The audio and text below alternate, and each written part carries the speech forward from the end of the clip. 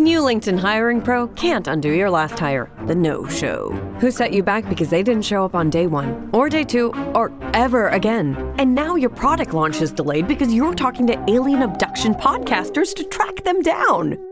But LinkedIn Hiring Pro can help make sure your next hire sticks. In fact, businesses who use LinkedIn are 24% less likely to reopen a role in the next 12 months. Hire right the first time with LinkedIn Hiring Pro. Post a free job today at linkedin.com/quality. Hello, my friends, one and all. It is April 15th, H3 Podcast, Friday, baby, it's Friday. Today we have a guest. Lots of excitement. Electricity is in the air. We're joined by my good friends, iDubbbz, Ian. Many people, his parent, his birth name, Ian. Yeah. And Anisa. You guys, how long have you guys been married? Oh man, not a year. 9 months. Almost. 9 months? Yeah. But you all guys been together for a minute now, Yeah, 5 years. 5 years. Dang, boy, let's go right now. Wow. 5.5. 5.5. Yeah. Since 2016. Yeah. Yeah, I remember meeting you. The first time I met you was a long ass time ago. Yeah, we've been with you guys through like huge transformation. It's been really cool to Right. see. Yeah. Well, we're joined by these two lovely people, and of course, Hila's here. Yes. H3 Podcast, forever and ever. Lots of applause. Is this what you guys do? You applaud? I mean, sometimes, but there's definitely some electricity in the air. I here. haven't been here like 3 weeks, I feel like, so. Or 2, I don't know. I'm just gonna plug something real fast. What camera am I dragging to? Oh, the HDMI thing doesn't work, Dan. Dead air, Dan. Shout out to We've got Dan. tech problems. Can you guys hold the mics a little bit closer? Thank you. I got a note from the sound tech. Okay. So anyway, this shirt I'm wearing, well, let's just do this. This shirt I'm wearing, this one was real popular. Loving it. You better hurry over to teddyfresh.com if you want to get one of these before it's gone. Right, Hila? And yours too? That's right. Thank you. Yeah. That's it. That'll be fine. Go ahead. I don't know which one. Alrighty. So, how you guys doing? I know you moved to Seattle. Mm-hmm. Yeah. It's a beautiful city. I've heard. I've never been there. Yeah, you should go. I Okay. do want to go, actually. I don't get to. Okay. I mean, we don't get to do anything. We have 2 kids now, and Yeah. and my life is over. Oh, man. They're great though. Yeah, you can travel with kids. Not with a 2-month-old. Not really. Yeah. No. You I don't can, think but, it's like, Just that. wrap it. Not just to Wrap go it to. up. Question is, You- who are you doing it for at that point? Because True. I don't know how much fun it's going to be. Press them up against the window like that. Say, look, you're in the air. Saran wrap him and just Yeah. check him in. That's cool.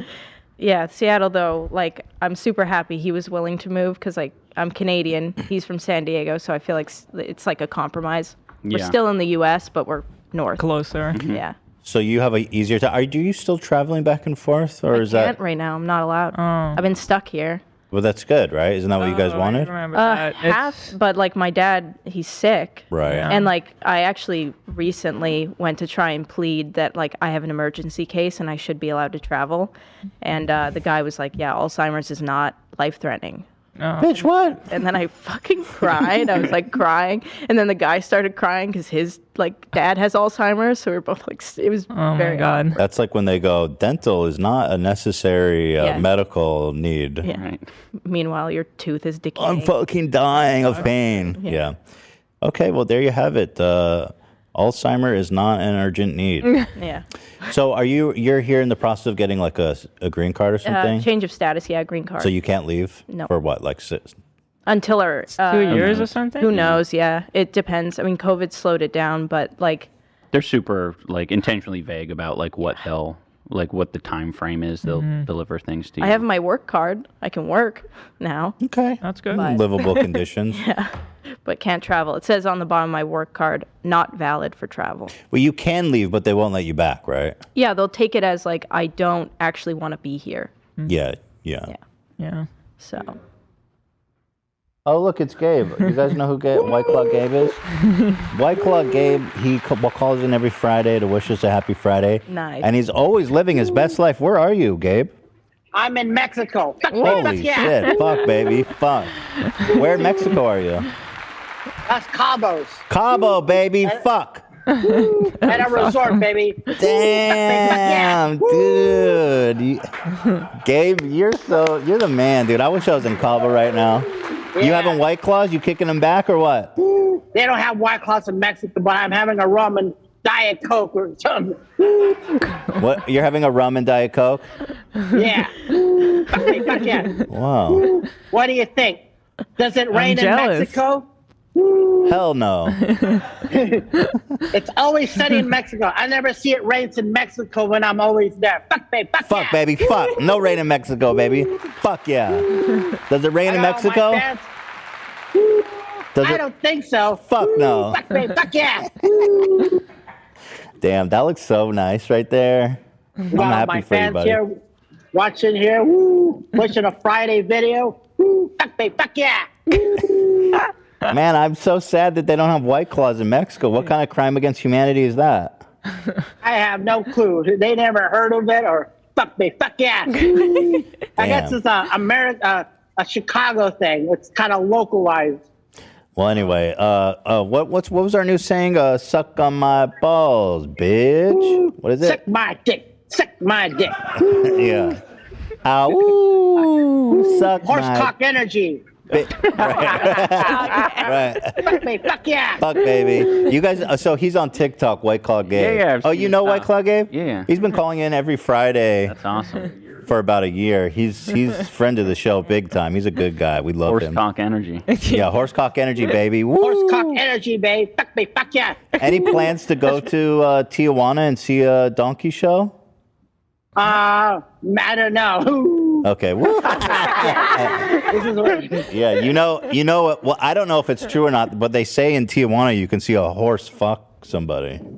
oh yeah. Probably legal too. Yeah, I don't think they care too much about. Probably illegal, but I don't think they check. Probably illegal. Yeah, I think. I think you get away with a lot of things in Mexico. Yeah, rather baby. than back in the States. Fuck me. Fuck yeah. Fuck, baby. All right, well, stay out of trouble out there. You have fun. Don't get too crazy, okay? You take it easy on those rum and cokes. Those aren't White Claws. Ramen cookie. Woo. All right. Woo. Fuck me. Fuck yeah. Fuck, baby. Friday, baby. Ooh, Friday. Easter Friday. Easter Friday. Good Friday. You got to be good. It's Good Friday, Be baby. nice.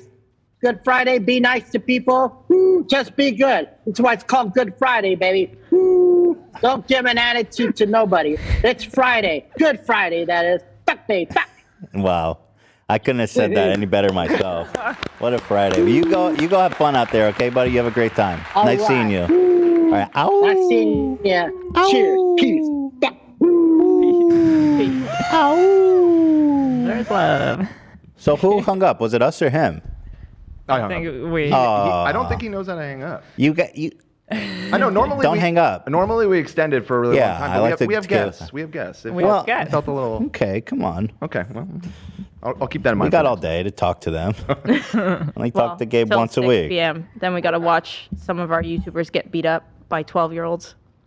Oh, really? Yeah, that's part of the training. Yeah, literal 12. Fight an army of 12-year-olds? Yeah. Yeah. All right, so let's talk shop here. AB is fighting in your event. Yep. The Clash Creators, what is it? Creator Clash. CreatorClash.com. The Creator Clash. TheCreatorClash.com is where you guys can get Yeah. tickets. Ticket sales are going. People are buying. So you guys better get quick if you want to get. Oh yeah. The whole bottom bowl is gone. It was gone within 5 minutes of us Whoa. putting it up, pretty much. The bottom bowl. yeah, Bottom all bowl. the bottom bowl. Like the Getting cheapest. PTSD from bottom and B word. Oh, No. Come on, guys. Being a little insensitive to the. The lower bowl. Here it is. The lower bowl. I like that. Yeah.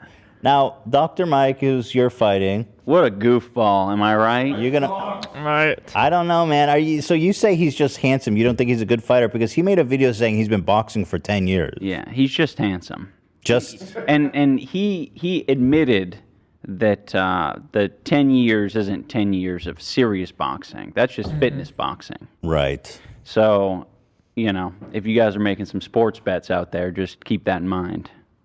Is there odds out on this shit or not yet? Or will there be? I don't know what odds look like for shit like this. Yeah, it's like based on what? There's like no Completely random. intel. Yeah. But okay, Dr. Mike's the kind of guy to whisper in your ear like, no headshots. Well, we'll leak some info. Yeah, info leak time. Info leak time. Dr. Mike actually didn't want to do a pro fight. Ian did. Okay. Oh. So that should Pro tell you fight something. is 3-minute rounds and 10-ounce gloves. 10 ounces small. Yeah. More pain. Also, pain. it goes on your official record. Your like official everybody record. cares about their pro record. Yeah. I'm sure So- Dr. Mike has got big plans in the. How come you wanted to do pro? What's that? How come you wanted to do Just pro? because it was a different experience. It made it more intense and I think a little bit more valuable to the boxing crowd. Okay. Because Got it. all the influencer boxing, I think most of the events have been exhibition and they've been large gloves, headgear, the whole 9 yards as far as safety and like, intensity goes. So if we did the pro level, it would be like, damn, both these guys are serious. They're coming out here doing like, a difficult level. We would probably only do 4 rounds or something like that, so it wouldn't be like Mayweather type shit. But it would still be intense. But so it ended up because he didn't want to do it. You guys are doing amateur. We're doing Or exhibition. exhibition. Yeah, with 12-ounce gloves. Big clown gloves. No, they're still small. They're about the same. Yeah.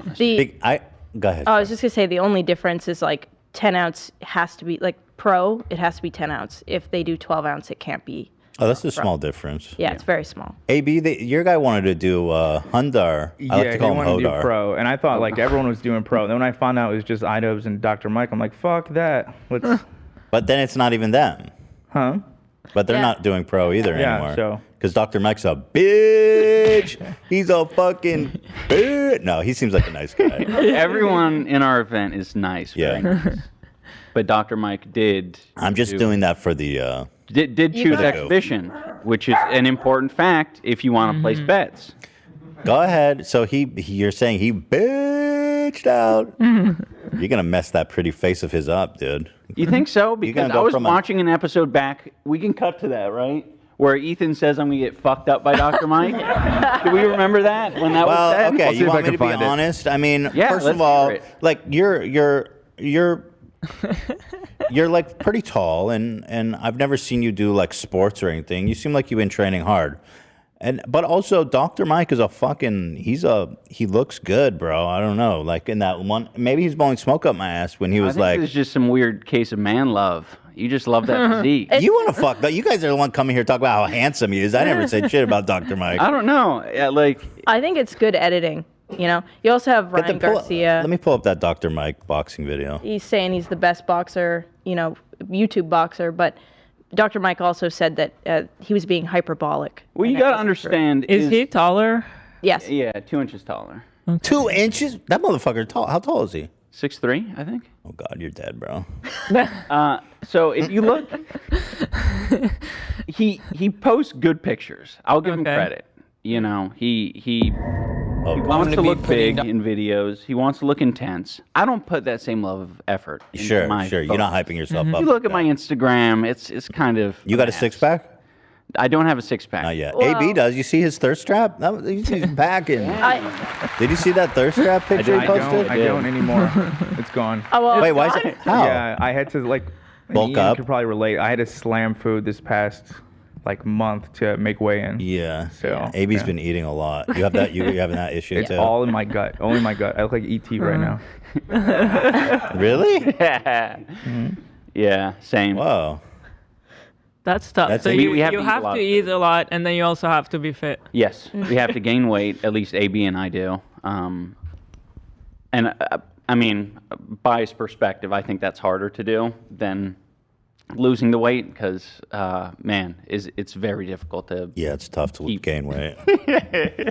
I have a lot of trouble. I with hate that. trying to gain weight. I Yeah. can relate to that. I guess it's a trouble. different battle. It You know, sucks. everyone has their own. We all have our own It's battle. you. Yeah. You're an expert at gaining weight. It's true. Yeah. I'm the It's same the- way. I love eating. It actually pisses me off how much he doesn't like breakfast because I love breakfast. So I try to get him up and eat. And You like second breakfast? I love an- all. If I could eat 4 breakfasts a day, Third I would. breakfast? It's annoying though. It sucks to be us because everybody's like, "Oh, you're such a weirdo. Shut up. Yeah, it's hard. Yeah. Yeah, it's tough. No one relates to us. Exactly. Everyone relates to you. Yeah. Very relatable. But I liked being Nah, pregnant yeah. because I could eat a lot and just have fun eating. But now I'm totally back to how I was before. And it's like sometimes just the thought of eating makes me sick. Like I'm not interested. Well, I'll tell you what. When I was recently super sick, I didn't eat for like 3 days, and I was like, "This is awesome! Like I'm just not hungry." And I thought that was so nice. I was like, "Wow, this is what Hila feels like all the time. It's fucking bullshit that I'm always hungry, and you like don't care about food." I always think about food. It's literally the only thing I think about. Thank you. Yeah, Pound so it. I get it. Yeah. But you're a skinny legend. I was You're 180 pounds at one point. Like before I met him and everything. I'm like You are how much? No, I'm just kidding. 180, but I'm 130 now. But also the boxing that we do. I mean, She boxes every session that I box. yeah, How co- did you want to fight? I did. What happened? I got hit in the head really hard in sparring. I got a concussion. Oh, What? damn. And then I was like, oh no. We went to the neurologist, and he basically had to beg me to stop because he was like, look, like your head is not good. I've had a John. bunch of concussions, like my whole Yeah, she did sports growing up, so yeah, like hockey and goodness. lacrosse. cross and everything. Someone So popped it you? Who adds- was that? She Wait, what? she's Someone. So, I mean, who hit her so damn hard? she's been doing what does she do like kickboxing for like 20 years or something crazy. She's a like that. serial fighter. Well, the problem is like when you first get into sparring, you either freeze or you like don't understand how hard you're going. It's like really hard to know. And I go hard apparently, and I think I just put her in a fight or flight situation, and she just like I like went to throw a jab and like froze, and she just smoked me as hard as my she God. like very Damn. hard. So You see that? I was No. busy sparring. As well. yeah. Was Everyone- it scary? Everybody was like, oh, even like she was like, oh shit. So like it was a moment. AB's been telling me like when he fights like people his size, he does pretty good. But when he had to like move up to fighting bigger guys, it got way harder. Have you experienced that in your practice? Yeah, I think the strategy kind of changes. You know, it is less even. It's like just a different factor you have to deal with. It's going to be the same if you go down in weight. It's like, yeah, you might be able to like keep them at bay because they're smaller than you, but they might be able to go twice as long as you, and you're just going to potentially get fucked up. Also in the, fast. Yeah, and a lot faster. The smaller you are, potentially the faster. So you're trying to tell me that size isn't an advantage? It is an advantage, yeah, It is. absolutely. That's why they have the weight classes. Yeah. But it's, Not everything. I mean, especially when you're sparring, because you know it's not. It's You're not trying you're to- going at different levels. You know, no one's going all out to, you know, kill each other. So it seems like you and AB are both fighting bigger guys. Yeah, For sure. Is Brett taller than AB? I think he's a little taller than me. He's a monster, dude. AB's gonna fuck him up. He's You do not believe that? I've been watching this show. You think I don't know. I'm just trying to be real. I want to support AB. That guy is scary looking, but AB's been training really hard. It's gonna be interesting. It's going to be exciting. I've been so excited Exciting. about AB. Yeah, Interesting's not good enough for you. it's not. Okay. It's going to be hella exciting. Okay. We actually, I was telling Brett this in the DMs, but we actually are planning to have AB and Brett's fight near the end, closer to the main card, because it's Oh, going hell to be yeah. the most Dude, it's interesting. hyped. yeah. Really? They both been training super hard. They've been dedicated. Well, I we've think it's been gonna we've been like keeping track of like everyone's progress, Mm-hmm. so we know who started when they started, Mm-hmm. and AB and Hundar were the first before like Oh. everyone. I was like, AB, Like damn. months before. I wish I kind of wish just for his sake he got paired up with some slacker that didn't care. That'd be awesome. But now he got paired up with this guy who's taking it super serious. No, it's going to be a really good fight for that reason, though. It's gonna be. all the fights have been like. I don't know what happens. I don't know if like people mind meld or whatever, but everyone, I think Michael Reeves and Graham Stephan, they're like at the same level of intensity as far as I could tell. Everyone's like, I don't think any of the matches are like uneven at all. there's one that I am. Okay, nervous there is about. one that we're like, I don't know, but we'll see. Yeah, Dr. Mike versus Big Nick or something. What the hell? Who's Big Nick? Oh, Yeah, you mean yeah. just in general? Yeah, like that. Yeah, Dr. Mike versus Big Nick might be a bit unfair. Well, I'm super excited to watch. But here's Dr. Mike. Here's who Ian's fighting. Dr. Mike through the wire. Why he got to do that? He's like, I'm He said he's fucking been trained for so 10 years. We're about to angry. put that to the test. This is Ryan Garcia. Yeah, he's a real mother. Yeah, he's got a really strong following in the boxing world, like one of the biggest, like well-known. And he's his primary trainer. No. No. Oh, wait, they're He just just doing a won. hype video? Yeah, it's just Oh, a hype bullshit. They're collabing. Dr. Mike, lame L. video.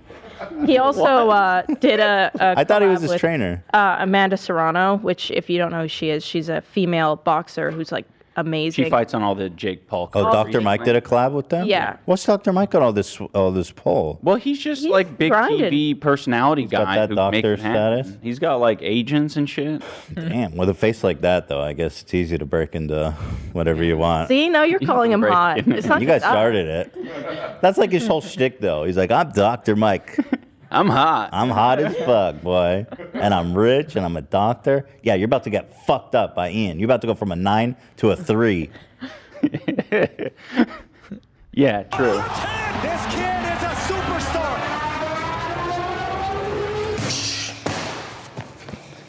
And again. I didn't notice that. There was like a transition That was from a Ryan very to interesting him. cut. I didn't notice that either before. He's Ryan Garcia, basically. He really reincarnate. He's really making it look like he's training him or something, though. Oh. But I will say, Dr. Mike's coach is good. He's like a Golden Gloves winner. So Oh, yeah. He's legit. That's Yeah. good. What do you think about his coach? Is he the real deal? I think his coach seems legit. I mean, This is Ian's coach, by the way. We didn't introduce. What was your name? Michael Briggs, Bonafide Boxing. And what are your credentials, Michael? I've Absolute been legend. I started boxing when I was 12 years old. I started with like freestyle wrestling, boxing when I was 12. I trained from like 12 to 15, then started again at 17, and then trained all the way through. And then I just left my old gym that I was at for over 17 years. And went on my own about a month before Ian got a hold of me. Okay. So yeah. So I was an amateur boxer though. Do you think you could take kickboxer? Do you think you could take Dr. Mike's coach? Oh, for sure. For sure. Yeah, no doubt. Yeah. I think I'll take probably any coach on the show for sure. You think? Well, that I would like to watch. Yeah. Can we have the coaches fight out at the end? He's no quick. offense to him, but yeah, I just would take any of them for sure. That's Ian good. always I like your describes confidence. him as a spider getting hit with raid when he starts going off. Oh shit! Yeah, Wild. unpredictable. But then you die. That means like he just dies though afterwards. Yeah, exactly. That's actually pretty much what happens. and then Sacrifice myself every time. AB, you really like your coach. Could he fuck up? It would be interesting. They have a very different style because I've trained with Michael a few times too when they visit. It'd be interesting. Very interesting. His coach was pro for a while and I wasn't, so his coach would for sure be the favorite. But I'll put myself against anybody for sure, anytime. Anytime. And I'll put Ian against any YouTube boxer anytime. Oh. For sure. You think Ian could take Jake Paul? So we got a journey. So if shit, that's not good. When he says journey? if Ian wants to, he could do it. If Ian wants to, he could do it. Because actually, do you think Jake Paul's actually a good boxer? I think he's dedicated a lot to it. I do think he's a good boxer. Yeah. Yeah. Well, I think especially because originally he was like I like what Ian said. Originally he was an influencer boxer, and now he's a boxer that's also an influencer. Right. So Yeah, he seems he's to have- dedicated a lot of time to it for sure. yeah, that's interesting. And he's got I think he just has good perspectives on like fighter pay, and I think he's got like as much as he calls himself like a bad guy or whatever, I think he does have a good heart for what he wants to do for fighters. yeah. Yeah. So Which most people don't. Most people manipulate fighters, just like probably this industry as well, where people just want to take advantage and get as much as they can out of the people. I think a lot of promoters and fighters are like that, or fight coaches are like that, and I think he is a little different. To be But honest, I if you see train, you'll it. beat 'em up. It's very similar to like the porn industry for women. The way that fighters are treated. it's interesting. Yeah, it's very exploitive. They pretty get them identical.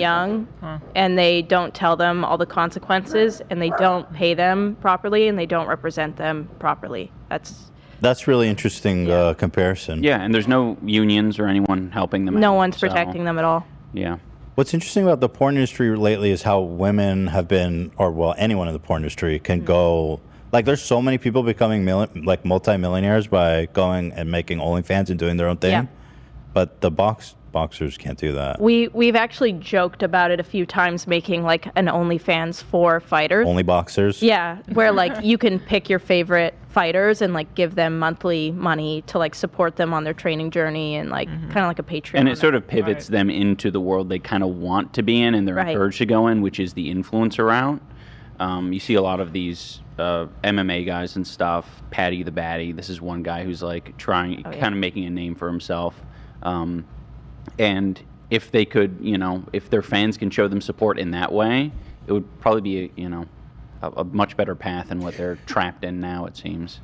So is it your belief that this influencer boxing thing isn't just a fad, and you think this is like a real growing... Totally. The sport needs to like evolve over time, right? Like we've sort of seen that, like boxing pay-per-view numbers has been going down. Except for these influencer boxing matches, which are like bringing a lot surprisingly successful. Yeah. Yeah. So I don't think it's going away. I just think it's a matter of like who's going to sort of merge the two worlds like effectively. And I think Jake Paul's doing a good job of merging those two worlds. I think he's focusing a lot more on the serious aspect of fighting because he doesn't really have very many influencers on his boxing cards these days.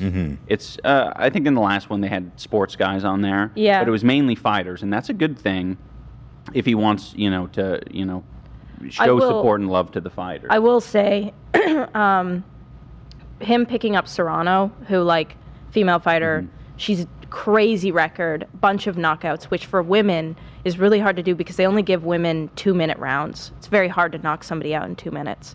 She's knocked out a bunch of women, and she still wasn't getting the attention that she should. So he's actually had her as like the undercard of like a lot of his fights. And Love is another guy that he picked up on his team who is not getting the recognition that he should be. And it's been cool to see. I mean, it's great. Yeah. So very fighter centric though. Jake, is that how it works where he gets to pick who's fighting underneath him? He has like a lot of influence. I'm sure that he's got some daddies above him that are like making bigger decisions, but it seems like he's down for everything. He's been advocating for fighter pay and all these sorts of things. I think Dana White is genuinely actually scared probably with what's going on for sure.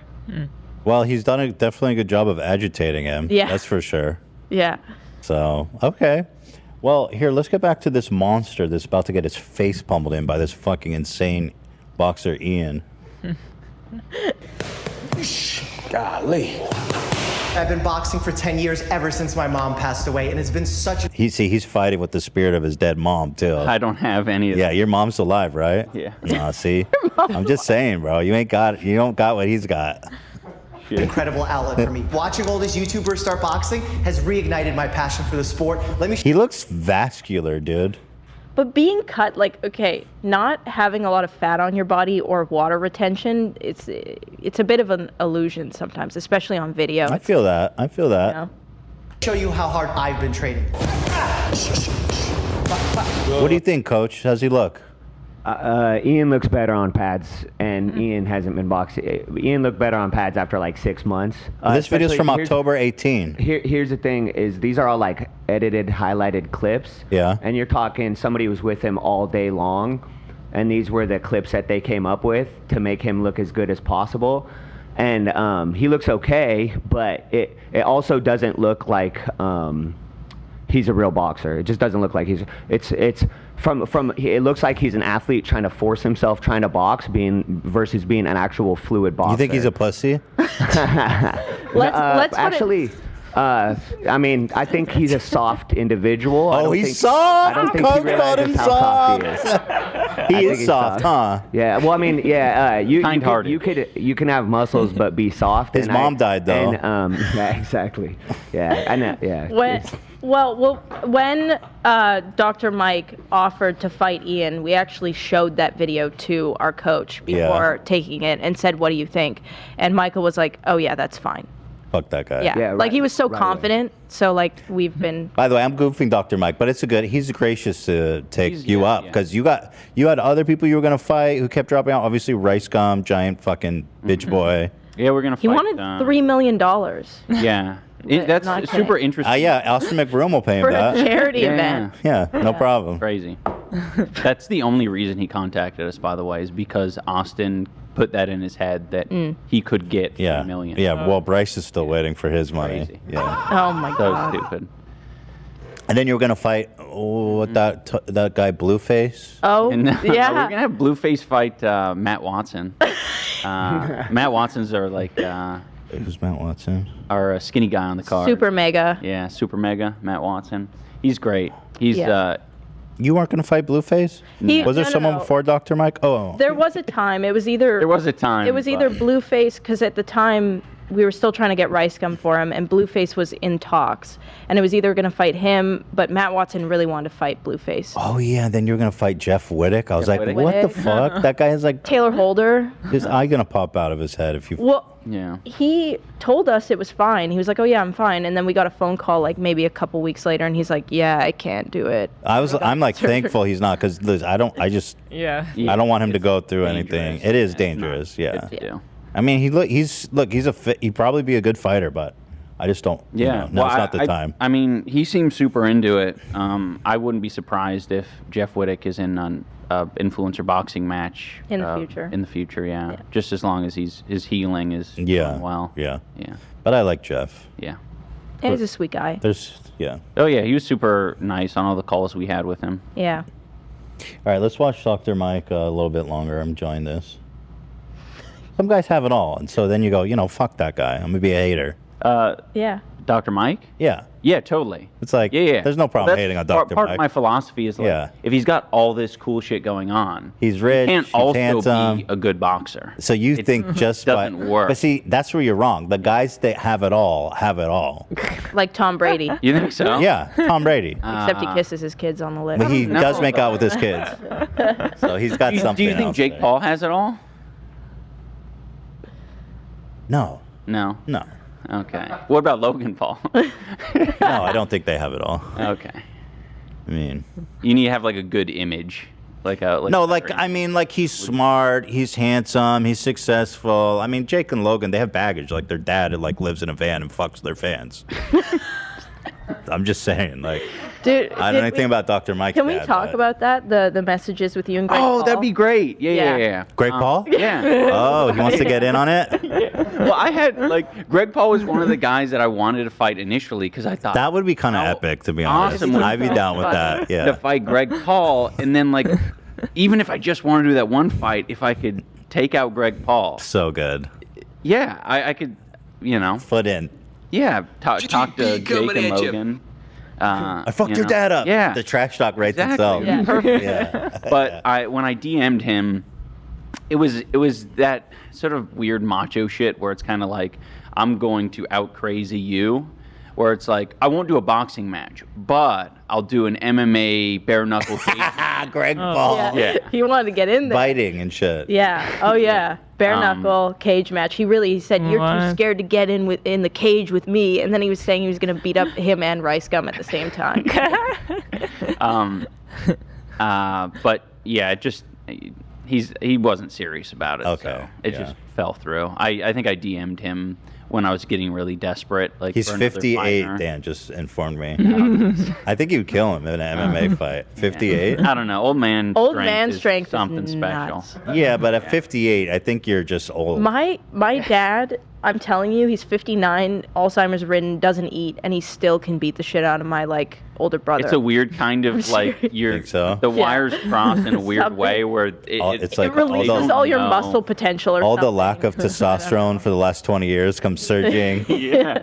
Surging out they at don't once. know that, yeah. I swear, there's no limiters. Yeah. On the because Okay, there's something to be said for that.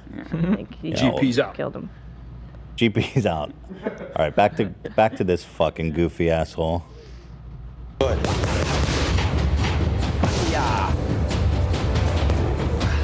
That's weak, slow, lame. All right, I think it's time to see Ryan Garcia. Thomas, That's what do you it. think? 10 years in the game with Mike. more ready than ever. So that's his coach, the Golden Yeah. Glove winner? Yeah. Okay. He's got a real... Is that an expensive guy to pay, do you think? I mean, I'm sure in New York, Dr. Mike hired an expensive coach. Yeah. Yeah. I'm sure that, yeah. Yeah. Dr. Mike's smart. He's probably not going to just hire somebody that's that bad. But at the same time, if he got with this guy before he was planning on fighting, and this guy's more of like a fitness boxing coach in New York, you could be a Golden Gloves winner, but still not really understand like coaching fighters well, especially because I've worked with amateurs, I've worked with professionals, I've worked with a lot of people. So I've been able to take people that weren't professionals and turn them into professionals. I've been able to take people that like worked at Microsoft and Google, which was near our old location, and allow them to be good enough to work with professionals. I could see that guy allowing people to be able to work with professionals. I don't think he could actually take professionals and make them better. I also, I don't want to talk too much. Go ahead. No, that sounds great. Yeah. I like But either way, That's I a just good- feel like Dr. Mike would hire a good coach, but I feel like he hired him before he had a fight planned. And You if think he's a fitness coach Ian and not a came, coach Ian coach. came at me specifically to fight. Yeah. So I wasn't training Ian for fitness. I was training Ian to fight somebody. Although our first opponent, he would have won pretty easily without much training, right? But then when we had our other opponents, I was like, that's why I accepted Dr. Mike. I really liked the match because I figured if we're going to take on somebody that's like bigger, more athletic, people will view this as a much bigger challenge. Yeah, if you fuck up Mike, that'll be good. That'll look Yes, good. it will look really good for us. Yeah. I don't feel like Ian's a favorite in the matchup. Well, like because if you Ian- fought people Rice haven't Gum, seen him. nobody would be impressed. that No. you knocked Well, him and he out. would have beat him People up. would He would have feel beat him up pretty uncomfortable. badly. Right. Yeah, it Like, would be like you feel saw when bad. Fusi Tube fought, and Yeah. he got like he had to get like facial reconstruction surgery. But Right, it would've been more like that. That was awesome. Super impressive. Like Just how soaking many punches. He's like Homer Simpson, and when he fought Mike Tyson. Right. Yeah. They showed me that actually. They were like, "Look at this! How many punches this guy took." I Dude, was the like, announcer's like, "Put up your hands, man! For God's sake, put up your hands!" I love that video. It's awesome. Yeah, We- that's not what we're gonna look like. We also we met with a plastic surgeon in LA to talk to him about like giving discounts Facial to reconstruction for people. everyone. Yeah. Are you serious? No. Serious. Okay. No, I mean, But a little bit. yeah, for nose jobs. Like he was Yeah. like, yeah, He's giving I'll us give some- major. You guys are getting a Groupon on nose jobs. That's Super Groupon. wow. Yeah. You guys really care about your fighters, man. Oh, yeah. Props. Yeah. Just use code iDubbbz. and Just check build it out. back, but a little nicer than before. A little nicer.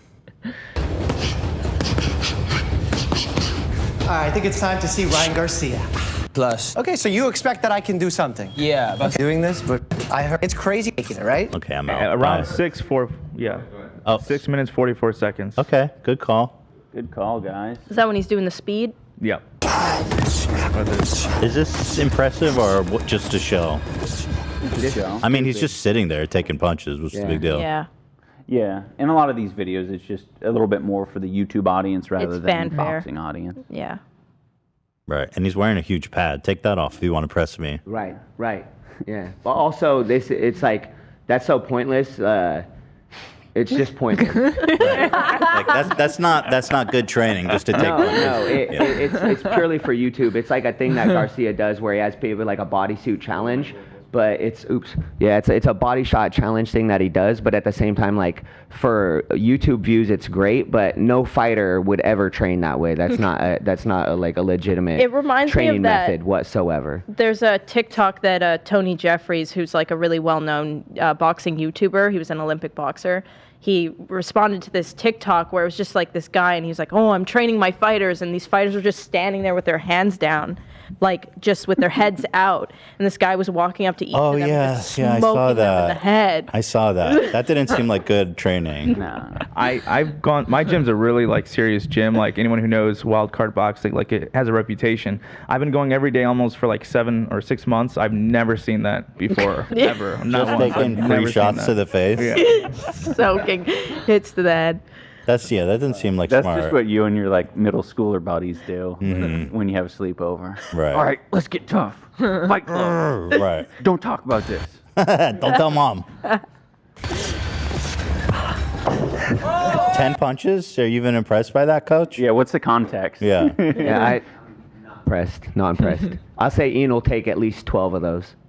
Hell yeah. I'm just joking. Easily. But no, it's once again, that's not an actual like Thing. thing to do for training. It's just purely for views. Got it. Yeah, I'd rather actually see him like try to do like some sort of flow drill with him where he's got to do offense or defense, and then see if he could take a body shot like that during some sort of actual drill. Breathing. Let alone like I wouldn't have him spar Ryan. Ryan would murder him. But even just like a light drill would be way more.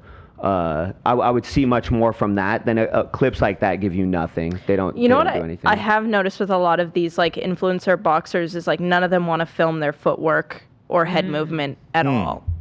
At all. We have videos of your head work. I just sent the video of Anisa. Now this would scare the shit out of me if I. Wait, I want to see that. I'm gonna watch hers next. But is that what you wanted me to see? Because I'm not the timestamp you sent now.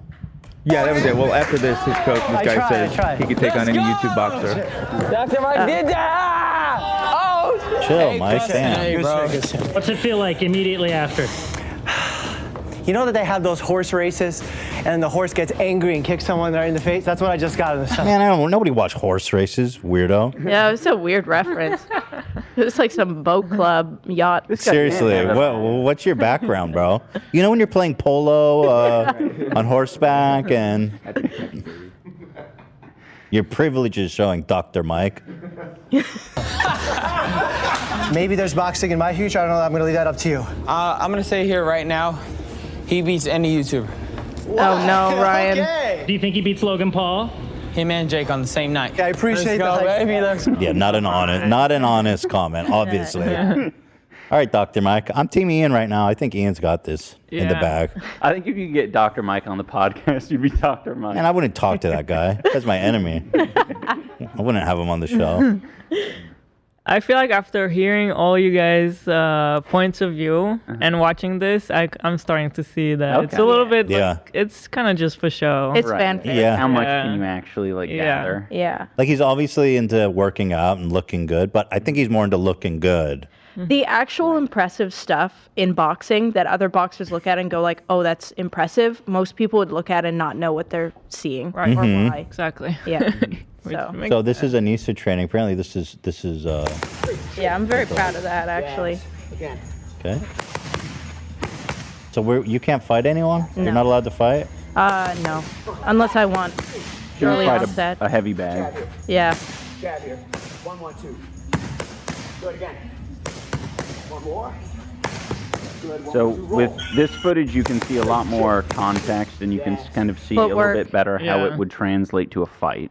Also, like shifting head work, and like I move after punching, which is like huge. Like you can even see Michael in that clip when I like do move my head, like roll after the punch. He like gets super excited about it because like that's hard to get somebody to do, especially when you're really new. Like This is insane footwork. Well, For hold people on, who aren't AB. familiar with boxing. Thank you, AB. Almost every day, my coach slaps the shit out of me in the side of my head like that because I'm not moving or I'm not moving like she is. Like that is. Yo, where's the perfectly- video of your feet work and all that shit, AB? Oh, they don't let us record at all at my gym. What? Yeah. It's My a- coach it's my a coach will record tough me gym. just to make fun of me, and he won't say. Wait, but we gotta hype you out. We want to see what you got. He won't let you do it for the promo? He's not an influencer boxer. He's a real boxer. Like they. Wow. AB? Yeah. Yeah. Legit. Yeah, wild If card you're going is- to wild card, you're not messing around. Yeah. Right. That's the gym. Well, where's the videos of your feet work and all that shit? I think we'll probably have some of that. It's not out yet? No, I don't want to. Yeah. You keeping it close to the vest? Totally. Yeah. But if I look like that, Yeah. Just imagine. you know. Why are you keeping it close to the vest? It's like a month away. Oh yeah, just for promotion and stuff. There's gonna be a lot of footage going out. I'm not Okay. worried about it. Okay. Yeah. I'm not actually keeping it close. So let's say you destroy Dr. Mike. Uh-huh. Fuck him up, dude. He goes rush to the hospital, brain damage, can't practice anymore. Oh, I definitely retire. Oh, really? Yeah, that's terrible. If I give someone brain Why? damage, It means you have potential. That's horrendous. It means you're a good fighter. That's so evil. Oh man. Well, it's not your fault. He stepped in the ring. I know. He stepped in the ring. He knew what the stakes were. Yeah. So he steps in the ring. He dies. Okay. Jesus. I'm just saying, Ian's really good. For the record, we're being very safe in this event. All fighters. Well, the reason why we wanted to get all the fighters going as early as possible is because like you need to learn how to like move your head and defend yourself. You don't want a fousey tube situation. Well, even worse than that, this last Showstar one was like what not to do. Which one? It's it was an event with Alex Wasabi and Deji. Okay, I actually didn't watch that one. Not many people did. Okay, so what was that? And Vitaly. Vitaly, basically, as far as I know, his opponents are defenseless women walking their dogs. Legit. I couldn't believe that they put him on. Why is he not in jail? Why has he not been deported? I think they're waiting for a trial. I think. Really? I think that's what I was reading. Last update was he got acquitted on some of the charges. Yeah. Acquitted? Yeah. Not acquitted, but the charges were dropped for. Excuse me. Yes, dropped. Yeah. Oh my That's God. what we read. Huh, interesting. Yeah. For another podcast. I saw a video maybe of it. Investigate what that's all about. I know sometimes people can be paid to not. Right. You can pay someone off on a criminal charge to drop? Well, to drop it, yeah. To stop pressing charges. Yeah, to stop. Yeah. That is possible. That's what happened. I'm not saying that's what happened. But he was fighting a guy who I think Good was guy. 30 pounds Lighter. lighter than him. And surprisingly, Yeah, that's what he likes. there was a headbutt in that fight, but it wasn't Vitaly that did the headbutt. Oh, there was a headbutt. I there remember. were two headbutts. Just a total shit show. Yeah. Yeah. Super dangerous. It was the just UK really- versus America. Yeah, poorly run. So we just want to make sure that people can defend themselves, that they're not getting desperate in the ring, that they know the rules, that you can't headbutt, you can't throw a kick. You guys take it very seriously. Yeah. Yeah, it seems like you guys are doing very professional, respectful.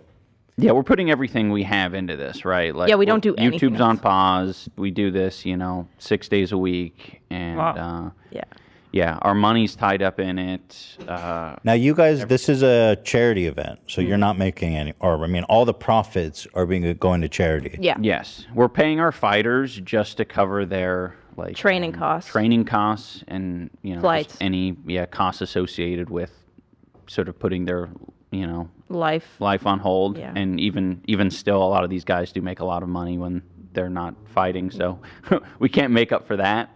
But just What's your end goal? You guys are putting I know you had a profitable business on OnlyFans. You obviously are a YouTuber. You guys put all that on hold. Yeah. You are putting on this event.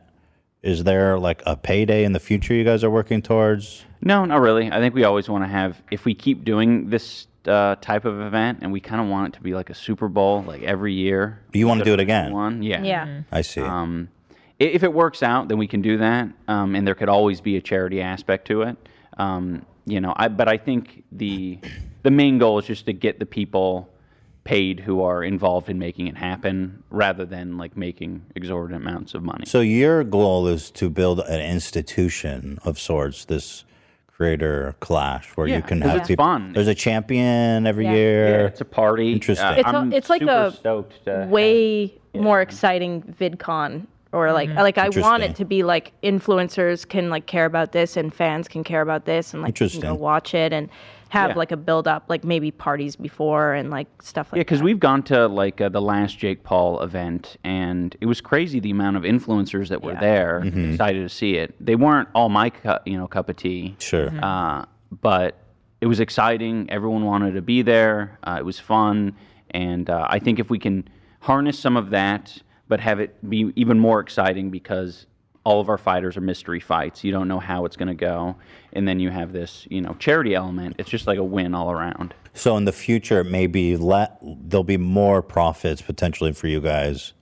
Potentially, but we're not looking at that really. Would you still continue to fight? Like, is that something you want to do? If I long term? have to, yes, to like make it successful. Like if people are, wanting that.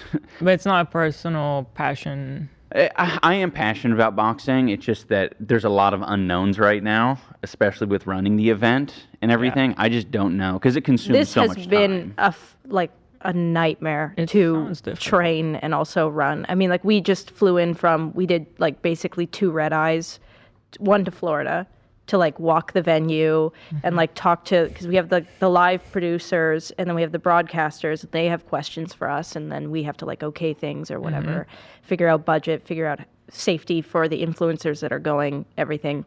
And then we had a red eye here, so we could do like podcasts and like meet up with the fighters and check in on them, and then we have like calls with the publicists that were like on the way here talking to people. Like we've never been this. We're trying to be super busy. legit about it, and as a result, I will say I'm glad that we're on this podcast because I think the big catalyst for us, and I don't think we've ever said this to you guys, but like when we went to your house and we saw the Frenemies podcast that you'd set up, you actually said something to us that I feel like kind of got our brain going of like, oh shit, we need to start moving. It was like, you were like, yeah, I spent money on this set because I knew it was going to make money. And like, I knew it was going to make it work. I'm not worried about it. And we talked about hiring people and stuff with you guys. And like, it was a huge like aha moment for us where we were like, we need to like do something. Like the idea of us like doing something like this is this insane. is way bigger than we even thought. Yeah. Like we had gone to Seattle, moved to Seattle, like June of last year, and we were like, all right, like let's get an office, and we got an office, and we started making things out of that. But almost immediately we were consumed with like the boxing thing, the whole Rice Gum drama, and trying to set that up. So since then, it's just been, you know, we sort of bit off more than we can chew. But it's falling into place now. Falling gracefully, and then just like hoping everything works. I mean, everything's been going great, but also it gets terrifying at times, and we have to try and fix that, remedy that. It's a lot for 2 people. Yeah. You're gonna hire some people. Yeah. I'm assuming. Yeah. Why you don't want to keep boxing, Ian? I thought that was the whole legacy. I'm invested in you as a fighter. You saying that sarcastically? No, I'm not. No, I'm not. Too. No, I think he's great. I don't know why you're saying that. I don't think he It's just a lot of work. Like I'm not like I don't want to fucking promise shit. If this is like if the event sucks or if sure, if the event bombs then it's not. You already said you broke even. Or if I just do a bad job. I don't know how I do in competition. So we got to see how you do out there. Yeah. We'll Ian's see. also the king of not. Where's the confidence? I thought you were going to rip his head off. He's going to do well. Yeah. He's going to do well. Where's the confidence? Yeah. No, I mean, I have confidence. I know he's going to do well. That's why I'm spending so much time on this thing. Well. Almost a full year. It's just. It has been almost a full year. I think people need to like. I mean, that's sort of the problem I have with a lot of this influencer boxing is it's like it almost feels like you're. I want it to be more real because I think a lot of people don't really conceptualize how serious the influencer boxing is, or boxing period, not influencer boxing. But I think influencers end up finding out how serious it is when they get into the ring. And a lot of our fighters were super confident before getting started. And it's been fucking like tough for them. Huge to, wake-up calls. Not, give up and not say, oh, this isn't for me. Was there a lot of people that were trying to back out once they started training? There were plenty of people, yeah. Was there people? There were people that backed out, right? There was people that disappeared. Most of that is for injury, but I have a feeling, like, just in general, like, if you are going to back out from an event, like boxing, your best excuse is an injury. You're not going to say, hey, mentally, this is fucking me up, or I'm too scared, or anything like that. I know he's committed, but he fantasizes about dropping out all the time. It's hard work. We get to see his experience, and like it's such a hard commitment, and you have to put time into it, and it's physically hard, and mentally. Like there's so much. It's crazy. Yeah. I tuned into your Twitter space, AB's Twitter space, for a second yesterday because we had some time. And I heard something that made me really sad because Ian feels the exact same way, where it's like he was saying, I don't know, sometimes I spar and I feel like I'm, amazing, like I'm doing really great. And then I'll come back and I'll spar again and I'll lose really bad. And I'll be like, man, did I get lucky? Like, what is that? But like Ian, it's the exact same thing with him. Like, I mean, he's sparring against guys sometimes that have had 14 years experience, and he'll, get flustered and not know what the hell's going on, and he'll have those exact feelings. Yeah, I was gonna say, even when she told me that last night, I said, yeah, welcome to fighting. So they're just being honest. Like, it's not like every day is a good day, and it's not like it progressively like goes upward and, oh, I know how to box, so every day is easier. It's literally a roller coaster. So you'll have like great days, and the great days, like, you almost feel high because you have endorphins, you have dopamine, like, it's so good. But the bad days are so stressful, and it's literally like you just dropped right off a freaking cliff. So you'll have these days where you're so high and everything feels so good, and then in that same week, or it might even last longer than a week. It might even be an entire month where you feel like shit and you're just getting beat up every day. And it's like you might be a pro fighter for years, and you'll have really good camps, you'll have bad camps. And so when I heard him, when she said that, he said that, I was like, yeah, welcome to fighting. It's not like every day gets progressively easier. You'll have days you feel good, you'll have days you feel bad, you'll have entire camps that you feel bad, you'll have entire years that you feel bad, and then other times you'll feel great for 3 years and you'll win all these fights, and then all of a sudden you'll just hit freaking that downward cliff. And that's why, like, he's so honest, because he's like, well, I don't know how long I want to do this or if I want to do this. If everything just went better every day, it would be like, of course we want to do this forever till I die. But some days are really good and we're like, yes, you're getting it. And then maybe later that same week, it's like, uh-oh, are you getting it, or are we getting it, or am I failing you as a coach, or are you failing as a fighter? Yeah. And then 3 days later, it's like, we got it again. So it's just crazy. It's insane. Their relationship throughout this whole thing has been super interesting to watch.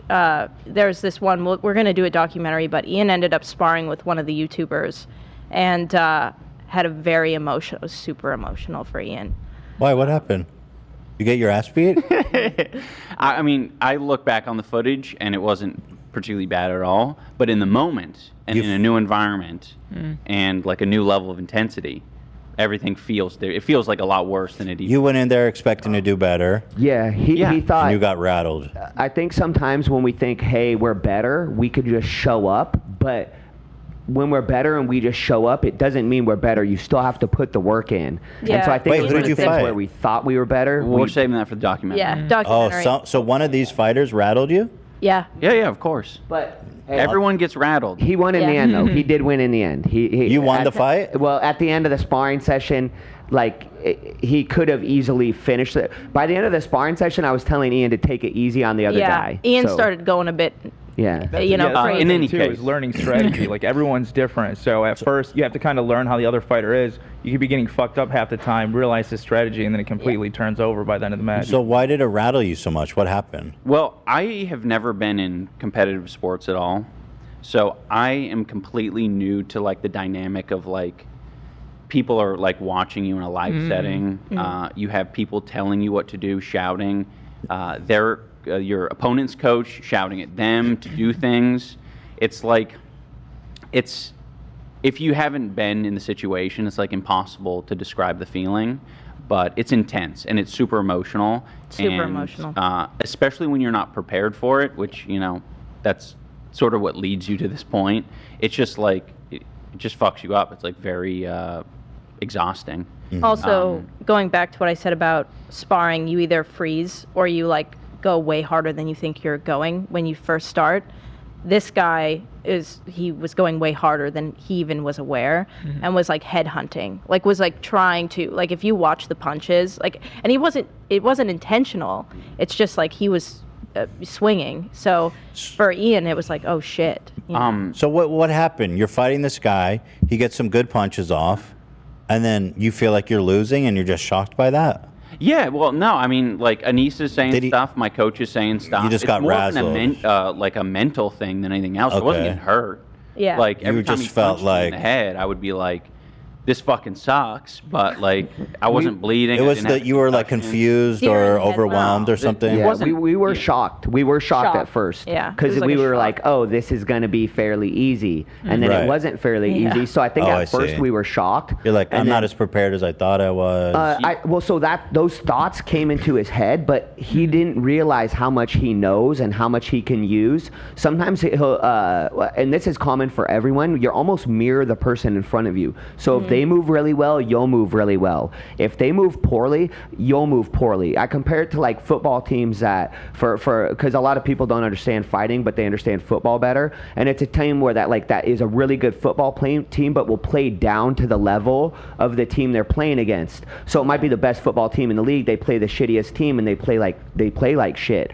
But then it's very similar where you could be an okay fighter, but if you're in with a good fighter and you can move like they move, you can perform really well. All of a sudden now you're in there with somebody that doesn't really know what to do or how to throw, and you're not used to when we're trying to be technical, you're trying to learn things, and then sometimes it turns into a fight. And there's a boxing coach that says like sometimes you got to throw that boxing shit out the window and just fight, and that's very true. Like there's not many other sports where it's like, oh, they're throwing the technique out the window, but it's working really well. And sometimes with boxing, if you're used to people throwing straight punches and somebody throws a shitty punch, it's harder to block. The defense is made for good punches. So when somebody has off timing, they have bad punches, things are different. And then you have to adjust to it. And so we were shocked for a little bit, but then like I said, we did adjust. But you fuck them up in the it was end? a new environment. At the end, it was, I mean, the thing is like Ian's cardio is really like good. That's good. So like this person that he was fighting, their cardio was not good. So like just like truthfully, like they were on the ropes and you could tell they were like super overwhelmed. And Ian just like was, yeah. I think like the point I kind of want to make is like the side of boxing that have been seeing is I think this side that you're kind of drilling down on, which is like, so did you fuck him up or did he fuck you up? What happened?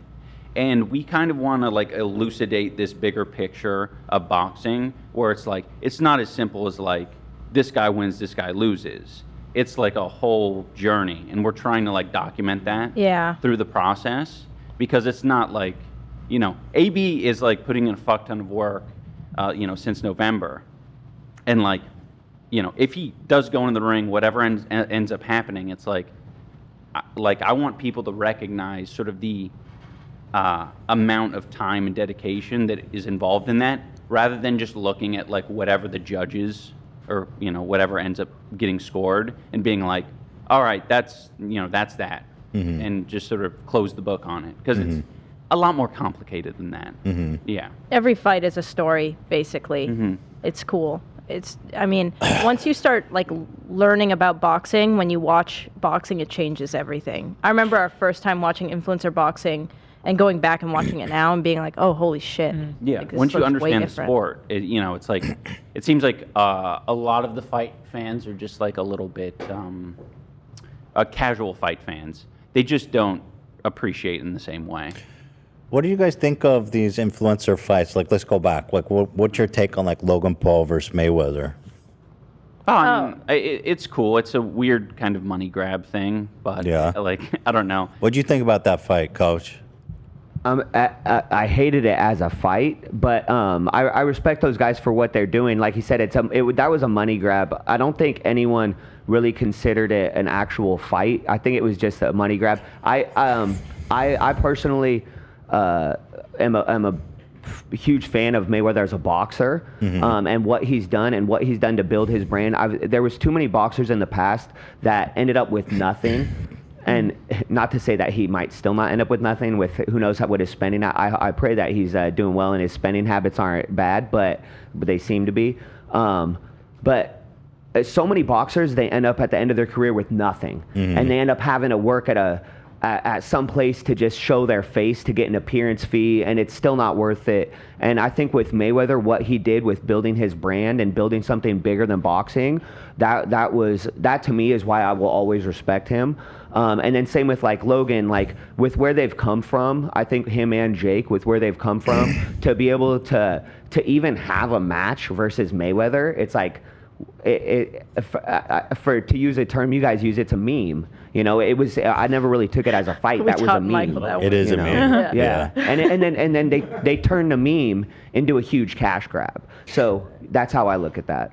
For sure. Did you expect did you expect Mayweather to beat him? Oh my God, I expected him to do so much better. Yeah, it was just. But Logan was so much bigger. So was it? I think it was a size thing. I also think Logan didn't really. So the other thing about fighting is the other guy has to kind of commit to fighting. If you don't really commit and you kind of throw a couple punches and back off. So Mayweather threw, I think, like an average of less than 12 punches a round, which if you're in a 3-minute fight, that's 4 punches in a minute. You could throw 4 punches in a minute in a fight and be okay. Like, that's not a high output. That's like, so I don't know if Mayweather was just trying to not actually fight because he didn't want to be embarrassed, or like embarrassed at the fact that if he tried hard, he didn't knock this guy out. So if I say, hey, I barely tried and I didn't knock him out, then it's not as embarrassing. So who knows? But like I said, from a fight perspective, it was not a fight at all. It was a total meme. But I do think that, like, for Logan or even Jake to be doing what they're doing, it's so that part's impressive. What did you think about like Jake Paul versus Ben Askren? So I actually, so I told everyone that would listen, so because I used to train with a lot of MMA fighters. Demetrius Johnson, Mighty Mouse, was my ex-teammate for like 15 years. So I trained with a lot of really, really high-level MMA fighters. He was UFC champion for a long time, for people that don't. But either way, I trained with a lot of high-level fighters. And when that fight was announced, people were asking me what's going to happen. And I was telling them Jake's going to knock Ben out. And they said, what are you talking about? Ben never had a style in mixed martial arts that, like, he almost relied on bad striking to invite people to hit him. The worse of a striker you are, the more inviting it is to want to hit you, and the easier it is to take people down if they commit to, once again, if you're playing defense, it's hard to commit to too much because the guy doesn't commit to too much. But if I can get somebody to overcommit to everything because I'm like suck at striking, then it worked out well for his game. So when people were like, oh, what do you think's going to happen? I was like, I really think Jake's going to knock him out. I have friends that bet and made a lot of money on it because I was like, Jake's going to knock him out. Plus, Ben had come off hip surgery. He was truthfully really fat. Like, I respect Ben I respect Ben as an athlete and as a wrestler. I think he's one of the best wrestling coaches in the nation, probably. I think he's an amazing athlete in wrestling. But he is not a boxer.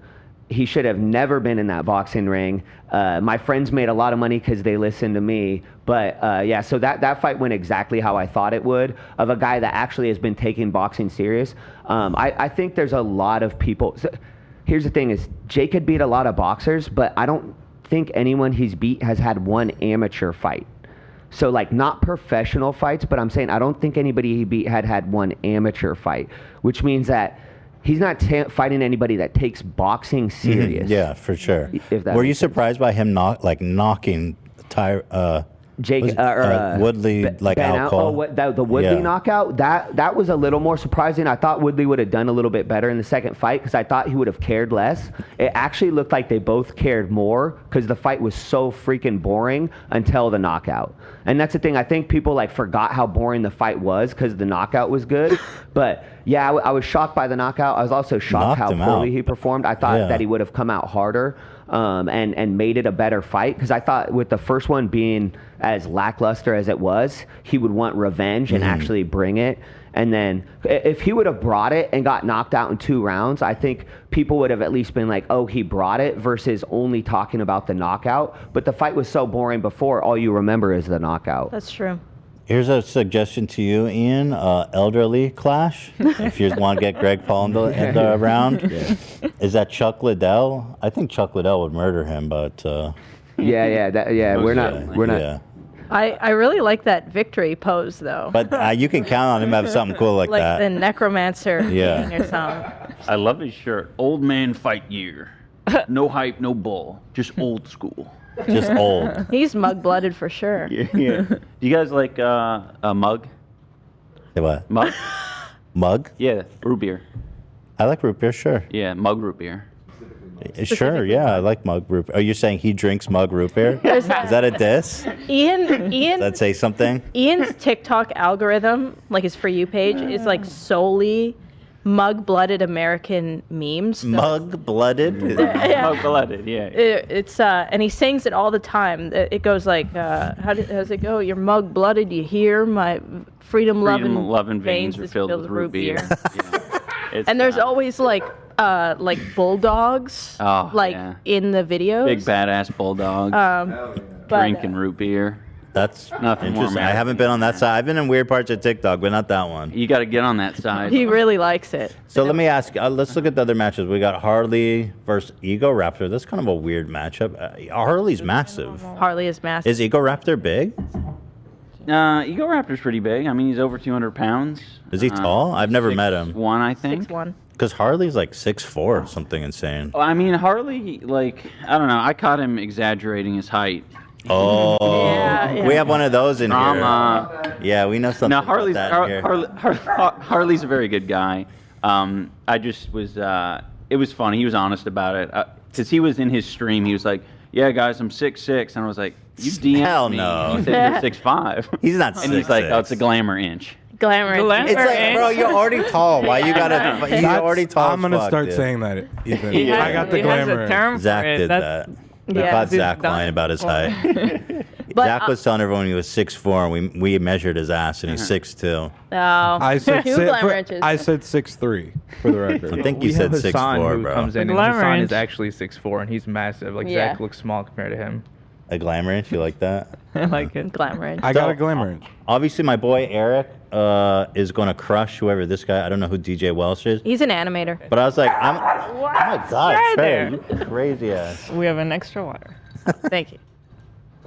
Eric is my boy, but he's a smoker and a drinker, and that got me worried about him. Yeah, will tell you, though- I don't think he stopped either. Yeah, how no. could he? That's his whole. That's who he is. But I like his vibe. I mean, he's strong. I Yeah. feel like he's strong. He's got big calves. Oh, juicy calves. Yeah, big calves. He's got good proportions on him. Yeah. I was worried because there's a lot of fighters who are heavyweights, 200 plus pounds, and they got it all right here. Oh yeah. And that's like No, he's built. He's ideal. built well. Yeah. He's What a big about guy. the guy that is fighting? DJ, I don't know much about him. I talked with him briefly, but he's one of James, Odd Ones Out's buddies. They're Animator. both animators. But DJ has a little bit of like fighting experience. Oh shit. 11 years ago. It was Yeah. 11 years Hey, ago. hey. Okay, And all right. we've only I'm given rooting him for like a Eric, month. obviously. You know, like he has very little time to prepare, so he's It's also so funny, the littlest details. Yeah. I'm just saying. You could be like, yeah, I played, know? I wrestled for, a summer in That high shit. school. It's And better people be than like, nothing. Muscle Hey, memory. coach. You know that shit matters. yeah. It might, like Ian said, it might actually not matter at all. But it depends Might on what matter you a did. lot. It depends on what you did. Like Well, if he fought as an amateur, then okay. But like he said, if he like trained for a summer at a That's fitness different. gym, it might not be. Let the me ask same. you this: can Eric smoke salvia before the fight? Florida's very liberal with that stuff. They are. Yeah, they Just as long as you're not gay, you're cool. they Don't say it. yeah, the South. Florida? Oh, Florida. Yeah, they're not down Don't with- say gay, yeah, right? Don't Is say that- gay. yeah. Oh, Florida. shit. Yeah. We just Oh. got taken off in Florida. But my brain just blanked. What were you talking about? Salvia. Oh, yeah. There, no drug tests or anything. I don't think they were. Oh shit! You think any of these fighters would take steroids to get No. a cut? No. But I mean, Dr. being Mike said- might. He could prescribe whatever he wants. yeah. Dr. Mike's writing prescriptions Yeah, for he- testosterone and Growth shit. hormones. Let's start that rumor. If he wins, that's what happened. No drug test. You heard that, AB? I know a guy. Yeah, anyone in LA, hit me up. But yeah, Eric. So and this is DJ Hundar. Have been great. Yes. Can So- I talk about this AB, picture? your picture, dude. Can I talk about this picture? It looks like you just listen. woke up, bro. We're in a Discord together, right? They sent a sample photo of like an edited picture. And Yeah. they're like, we're gonna do something like this. So I thought they were gonna like edit out the background and everything. And then the day of, I'm like freaking out. I'm like, am I the only asshole in my living room with my shirt off, making a tough guy face? In fairness, I thought we were gonna edit them Yeah, all. we did also think that. We didn't do the graphic. Yo, look We've at the got to, side. like- In the first few photos I saw, everyone had a shirt on too. I'm like, what the fuck is going on? Yeah. Ian doesn't have a shirt on, so you're Thank a God. king with I had- him. I'm just saying. I like it. Hundar, it looks massive. I know he's pushing his arms against his body to make him look bigger. He's but also still. he's a CrossFit king. So CrossFit, I mean, That's it's a lot- endurance. It's a lot of Oh, you think? Oh, we're CrossFit. it's a lot of hypertrophy, right? It's a lot of like glamour muscle, which you're not flexible, and you're gonna need a lot more oxygen in the ring. Like it's just harder to like keep the endurance going. But I will say he's lost, like he's gotten with the program. He's and lean, He's leaning leaned up. out. He's not as. This is gonna be a good fight. Yeah. He's a good guy. I like Hundar. I love him. He's a sweetheart. He's super sweet. He speaks nicely of AB too, which I like. He's definitely got major like dad energy, like out of all the See, fighters. that's bad. Dad energy is bad. That's good for him. Yeah. I'm saying that's good for Hundar. Dad energy, there's a lot there. Is he a dad? No, he just Oh, cares. okay. He's All right. responsible. He's a responsible guy. Yeah. If he was a dad, I'd say you're fucking toast, AB. The chat said everybody's making a tough guy face. AB looks like he's pouting. Yeah. Yeah. Is that your tough guy face, AB? Listen. I can't make a tough guy face. When you have big ass eyes, you like don't look intimidating. Like it's just. You look constipated, quite frankly. Yes. You have like, I don't know, the Lebanese lips and the big eyes and the. Yeah. It's hard to look tough. I get that. Sorry. No, it's all good. Are you going to change up your look at all for the fight? What, you think I'm not intimidating? Yeah, what does that mean? What does that mean? We got Like, you know, you could do different hair shave off color. your eyebrows. I'm just letting it grow out. No, I'm leaving it. I'm going to cut it out as it grows out. We're making him Teddy Fresh gloves and robe, right? Nice. Yeah, custom shit. I don't think I've said this on air, but after my first time sparring, I was just ready to quit. Like, I was fucking done. Ian, like, talked to me about it, prepped me for it, which helped. But it happened to be that night is when Ela messaged me and, like, offered, oh, you know, do you want Teddy Fresh to make you some stuff? And I was like, oh, that's the coolest fucking thing ever. So it actually motivated me to stay in it, interesting. so I appreciate it. And then when I heard that, now I feel responsible. Yeah, when you die. Whatever happened. When you die, we'll know it was our fault. Because I was like, Bro. I thought you were all in already. I did not mean to push you into Yeah, no, I didn't anything. indicate that I was out at all, but Boxing is a journey. It was funny. He was wearing Muay Thai shorts, and there's a YouTube influencer, like boxing dude. He's gonna commentate for us, who does like breakdowns of like fighters, like influencers. And so he was trying to find any clip that looked like someone maybe fought. So he found a clip of Hundar in like Muay Thai shorts, but Hundar just wears those for like because they look cool. dope. He's never And he's done sick, Muay yeah. Thai. But the commentator, he was like, "Oh shit!" He's They like, got "He's the done." shorts, yeah, boy. and the best part of that video is then he's like, let's see AB. And I have like 10 videos on my channel. He didn't look at the podcast. He looked at my personal channel on my Instagram. He goes, oh, he looks like a nice guy. I don't know. He looks like a nice guy. What's going on here? Who are the ladies? Yeah, this is Yodeling Haley? yodeling. Is she yodel? No, I don't think probably so. can- Maybe. Oh, she doesn't actually yodel? Name She and not kind of be able to looks yodel. like she does yodel. Wait, what's She's her? like a TikTok. She's a TikToker. Yeah. She's a dancer. I know her. Wait, how are you gonna be yodeling Haley and you don't yodel? I have a problem with that. Like, but what yeah. was the kid, the Western kid who used to? He's a fucking yeah. Walmart kid. Walmart Mason something. yodeling Mason. Yeah. Yodeling Mason. So is she practicing? Yeah, she's boxing. She's getting professional lessons, Wow. and she's 19. Yeah. 19 years old, and then this is just I love the Minx. Minx. Minx is I don't know her. my big pick. Yeah, for sure. She's a Twitch streamer, Irish, 25. and Irish. yeah, Okay. she's Let's see it. awesome. Yeah, she's super funny. Both of them were super down when we asked them to do it. There was like zero Interesting. hesitation. Yeah, A lot of Let's get- a lot of Minx fans in the chat. I'm seeing. Oh, She's getting a lot shout of out love. just the Minx. yeah. She's I'm the very best. excited to see Minx too. She's gonna destroy this yodeling lady. You just always side with the audience. Hell yeah. Yeah. Yeah. I just feel nervous for everybody. Yeah, I don't want to. Of course, it's gonna be If I'm nervous too. if you know them, it's tough. Like we're gonna see. We have an open workout, which we should Tomorrow. probably advertise that. Tomorrow we have an open workout that's gonna be on SFan TV's Twitch channel. He's gonna live stream it.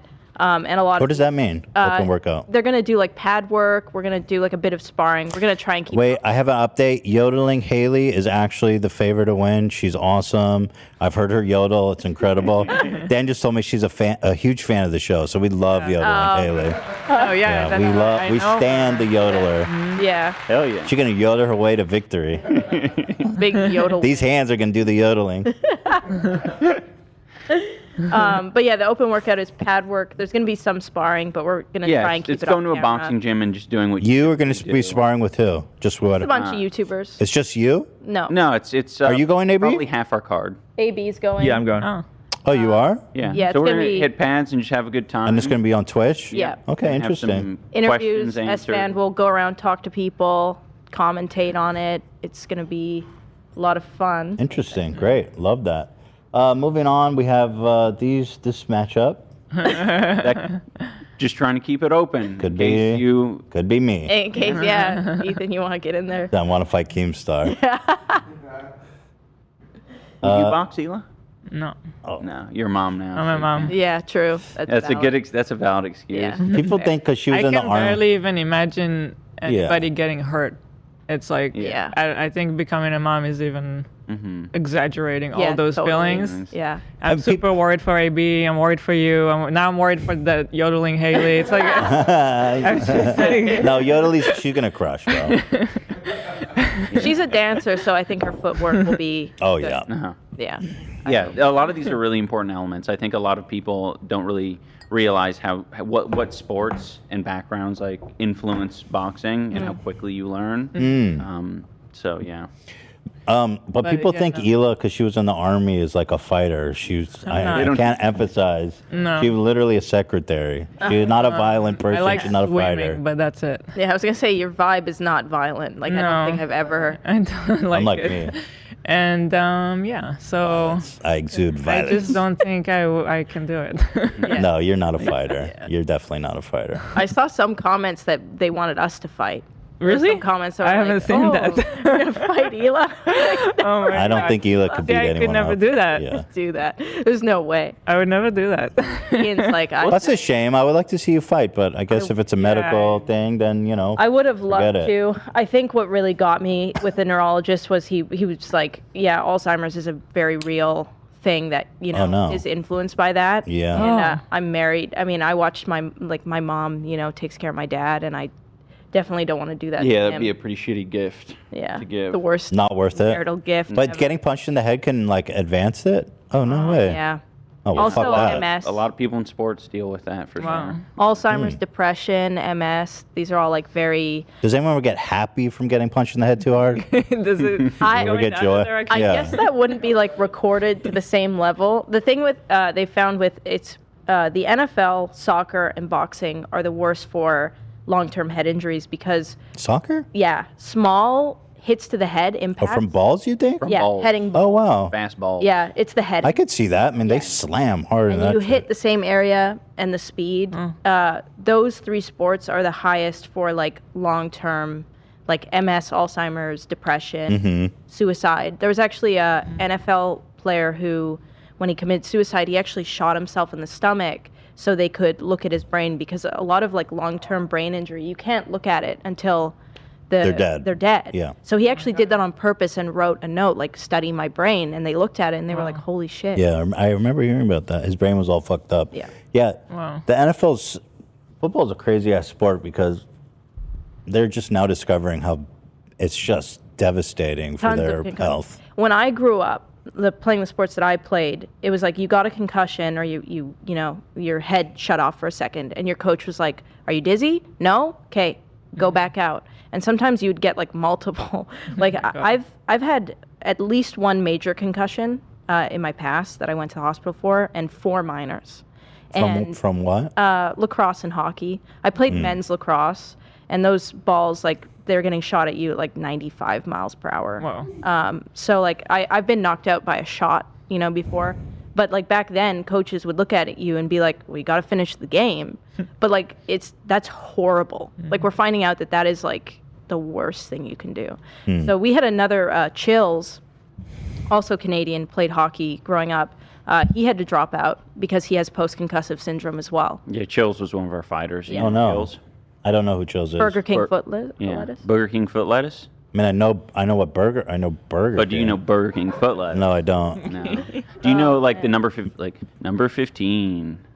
Burger King foot lettuce. Nope. Is that ringing a bell? No, it doesn't. I think your crew might. Yeah, top 10 worst times of something happening. Burger King foot lettuce. If I saw that Yeah, in that's my better. living That's room, better. I would stamp it out until I don't know. Here we go. Zach, you got a talent with impressions. You got to keep lettuce. working on those. The last thing you'd want in your Burger I've never King seen this burger in my is life. someone's Never foot seen this. fungus, but as it turns out, that might be what you get. A 4chaner uploaded a photo anonymously to the site showcasing his feet in a plastic bin of lettuce with the statement, "This is the lettuce you eat at Burger King." Admittedly, he had shoes on, but that's even worse. But that's even But worse. he's a super nice guy. he accepted the boxing match straight away. He was super down to do it, and he also makes very good music. So. Oh, Ian Okay. loves. We played his music at a wedding. Ian requested it from the DJ, and he was breaking it down on the dance floor. To just... Yep. So here we've got, I don't know who Ryan McGee is. I know who Alex Ernst is. Ryan McGee is the other half of Super Mega. So Matt Big Watson. guy? Good fight here? I It's a think good it's going to fight, be a for great sure. fight. Interesting. Yeah. Yeah, both of them have been preparing well. This guy looks pretty tough. Who's this? Versus that's Dad? Matt Watson. Dad's a monster athlete. That's Yeah. everyone we is. talk to is like, I don't want to fight Dad. No, bro, didn't he call into the show briefly? No, he was in the chat. He's in the chat right now, actually. Oh, he's in the chat. He's a fan. I love him. He's love everywhere. him. But he's a monster athlete. I mean, his dancing credentials are insane. Yeah, true. He's got a. You seen him shirtless too? Like he So is what like about, lean. Yeah. What's the history of Matt Watson? So Matt is a little bit skinnier, so he's got to bulk up. Look at that killer like I look. do. CAB, that's Matt's the got- face. you gotta do- Yeah, I no, always say, just like- go crazy eye, bro. Like anytime anyone's like, "Oh, AB's gonna die because of how big Brett is," I'm like, I feel for Matt Watson because Dad like has like merch like with Matt's tombstone on it, and every day he's like, I'm gonna kill Matt. But Dude, I he's wouldn't really fight nice Dad. though, Hell no. and Yeah. I appreciate him defending me and my wife against Keemstar. So shout out Yeah. to Dad. Oh yeah. Oh, Dad was writing for you? Yeah. Yeah. Keemstar was like, Dad's a doing good his guy. whole. He's I one of never us. said his wife's a witch. I just sent a picture, and then Dad was like, "Okay, come on, like, are you being serious right now? Why would you just send, Wait, so what happened with Dad? Sorry, I wasn't listening. I was just looking at Dad. Keemstar was doing a Twitter room, and he was doing the usual Keem slide saying, I never made fun of AB's wife. I just sent pictures of witches. Yeah. And then Nathan was in there, Dad, and he was like, okay, like... You know what you're doing. You know what you're doing. That's good. Good guy. Smart guy. Yeah. Good Why guy. didn't he didn't want to put his real name, huh? He said just put Dad? Well, this is Who's fighting. who's fighting is Dad. Dad. He's fighting as Nathan Dad. Barnett is not fighting. He's fighting as Dad. I Yeah. like that. That's good. He's always committed to the character. Oh yeah. I love it. I can't wait for people who are unfamiliar to watch He's gonna put on a the great stream, and they're gonna be like, Dad, like why? But he's Dad? dude, that guy. Oh, Dad is gonna kill you, But Matt. Matt has You might be a more- nice guy, but you're fucking dead, bro. Matt has more reach than Dad. Matt's much taller. Dad's fast. And he's young. This is like basically the youngest guy on the card Yeah. versus the oldest guy on the card. Yeah. How old's Dad? Interesting. 41, I think. Yeah. Oh wow, but he's. Bro, We were he's got surprised. crazy credentials. Yeah. But he's not an actual. I don't think he has kids. Oh, he's got kids, but that's No, good. he doesn't have. He doesn't. Oh, no That's kid. He's the not a real problem. Not an dad. actual dad. He's not a real dad. I'd like to know which of these fighters have kids. You know. I Wait, don't. Let me look at that list. Wait, does Hundar have kids? I don't think so. No. Scroll No down. one? Scroll I don't down. Let me think. I don't see think this. anybody has kids. All fucking No, you're not allowed childless. to fight if you have kids. Childless. Childless. There's too much at risk if you have. Should we have Yeah. Dad call in? Is Dad a member? Can he call in? He is a member. Let's try to get him to ring in. We'll say hi to Dad. I love it. Dad, reach out to me on Discord. please. Another interesting fact about our card as well is that we have a lot of older people on our card. Yeah. Not on purpose. Not on purpose. It's just, I You're guess, our just circle. all inclusive. Yeah. And not one fatty. Damn. Yeah. So hateful. Oh, and that's another thing is we have more heavyweights than a lot of other like. There's Yeah. some big, Yeah. like tall and heavy. Yeah. I know Odd One Out is an animator. I don't know who I Did a Thing is. I Did a Thing is awesome. So He funny. makes the funniest videos. He's Australian, and he just makes the most bizarre videos. Just kind of, some of them are like social experiments. Some of them are like weird inventions he makes. Tries to solve problems. He made a shark-proof wetsuit recently. Yeah. Really? Did he put it to the test? He did. Yeah, with a and then he little- also Did it work? made like a big animatronic clamping shark. Yeah. Too. I gotta say, I'm That- impressed. These people are brave to come out there and fight. Like a lot of these Absolutely. people, I wouldn't expect. Like Yeah. the Odds One Out. I mean, I just know he's an animator, and I just. Yeah, I you're was like, animator, That's stop. kind of crazy You're that not y'all gonna coming. do this. Like We- Michael Reeves is out here fighting. I was like, Yeah. what the hell? We and were Graham. We funny, Right? There's a Yeah, funny no, story about props. those two specifically. They said that if they were privately, separately from us, if they were to fight, the only person they would fight is each other. So when we called them and asked them about That's the awesome. matchup, they were like, Yeah, like that's literally. That's what we said. That's what we said we'd do. This is such a cool They're matchup. the exact same height, exact same weight. That's crazy. It's going to be a good They're both shorter dudes. They're like what, 5'5" or 5'3". something? Yeah. Oh, five. Dude, that's awesome. right? We were originally, I think we got Michael first, and we were trying to find someone, his size, and Is that what he's been doing instead of making videos? of course, Yeah. Training? Yeah. And also, he doesn't make that many videos. I think Well, that's what I was works with saying his because he's schedule. yeah. But we were going to have Captain Sparkles Yeah. versus Michael Reeves. Captain Sparkles is bigger, isn't he? I think maybe a little bit bigger, but He's Captain like 5'6". Sparkles is pretty short. Oh, he is. Okay. Yeah. And but the problem is Captain Sparkles is absolutely jacked and like way ahead of like, fitness than He felt like it was irresponsible, which is fair. Yeah. yeah.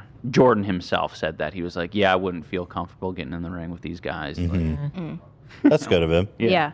No, it's super helpful. He was very helpful in the brief. Well, this is an exciting How long matchup, is man. the event gonna be with all these fights? I think about a few hours. 3 hours, Yeah. probably. It depends, right? Like if It's hard to know with the run of show. A fight might end in 10 seconds. in the first round, Right. Yeah. So we're prepared for however long it ends up being.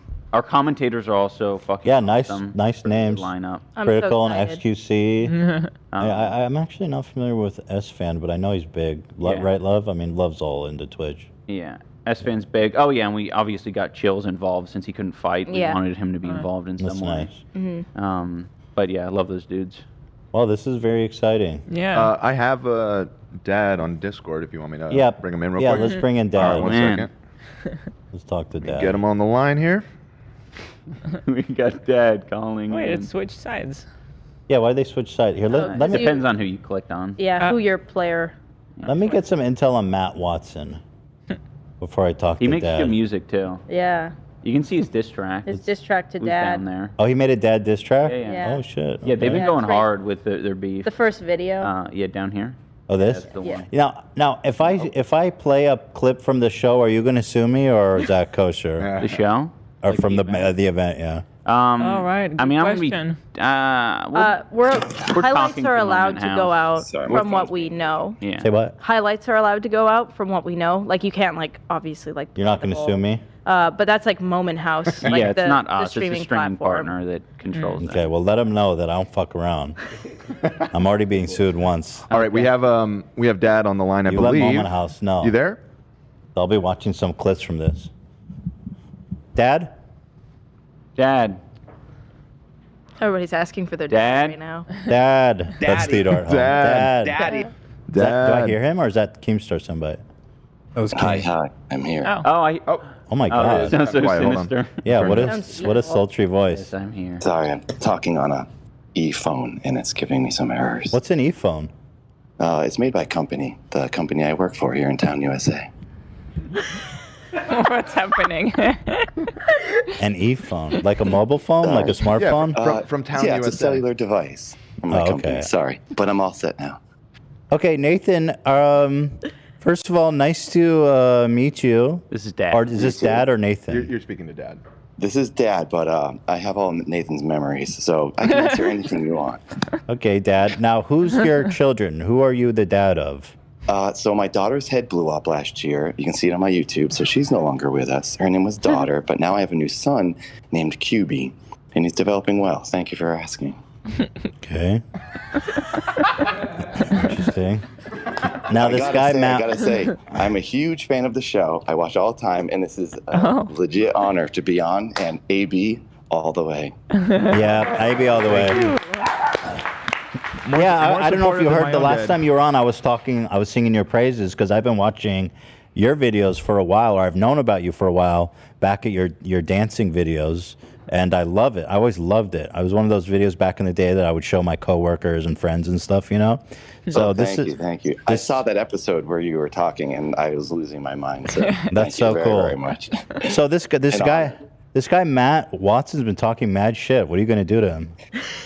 So I don't know if people heard. This is actually, so it was a friendly competition up until a week ago when I did the Super Mega podcast. Like legit, no joke. It's not cool anymore. Matt is a lousy person, and it's for real now.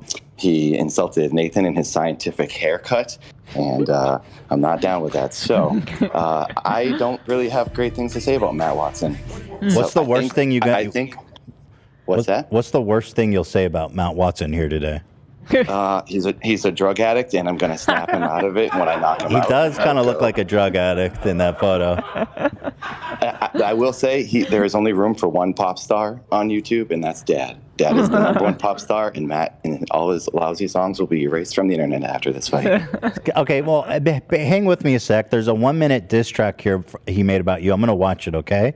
It's lazy. And then I want to get your comment. Chorus, if you watch the chorus of mine, you'll realize how much more effort I put into it, and I used 2012 YouTube energy to destroy him.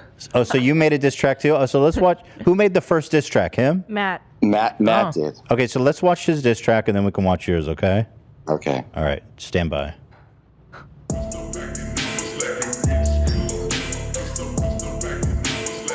See, this is sick.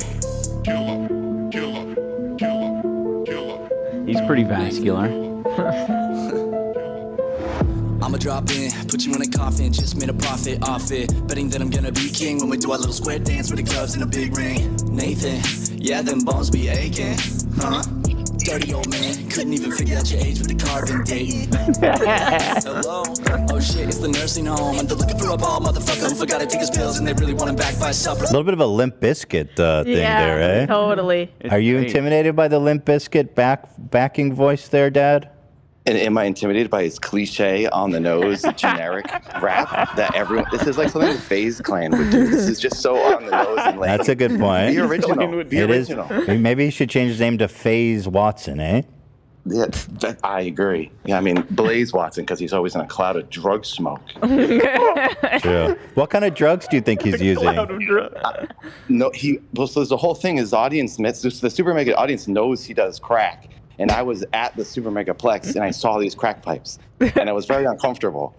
I don't know what's going on over there, but they're not ready for fighting. I think Ryan will win his fights. Ryan is definitely, they have different trainers, and he is putting more effort into it than Matt. And Matt even mentioned to iDubbbz on their podcast, to iDubbbz and Anisa, that he's not putting effort into it. So is that true? Walk the park. I don't remember that. He said that he's eating a lot of gummies. He said Nathan's putting more effort into this than I am. So you're saying here today on our show that he smokes crack? I don't know anything about drugs. Legitimately, I don't even know how to do marijuana. But I saw things that were very suspicious in their house. Do you know what a crack pipe looks like? Their video was taken down recently for drug use. Is that true? That is true. Yeah, that's fact. But it was like a joke crack use, or like? I mean, if it got taken down. Yeah. I don't know the joke here. Drugs aren't a joke. Yeah. Boxing is legit. You're right. You can't, and crack could be. I don't know if he smoked some crack before. It could be a performance enhancement. Maybe he doesn't feel pain at all. And Maybe I don't some know. bath salts. Bath salt could be a problem. Yeah. Although there are no drug testing, so that's legit. Oh, are you worried about that? Since like there's no drug testing, are you afraid he might juice?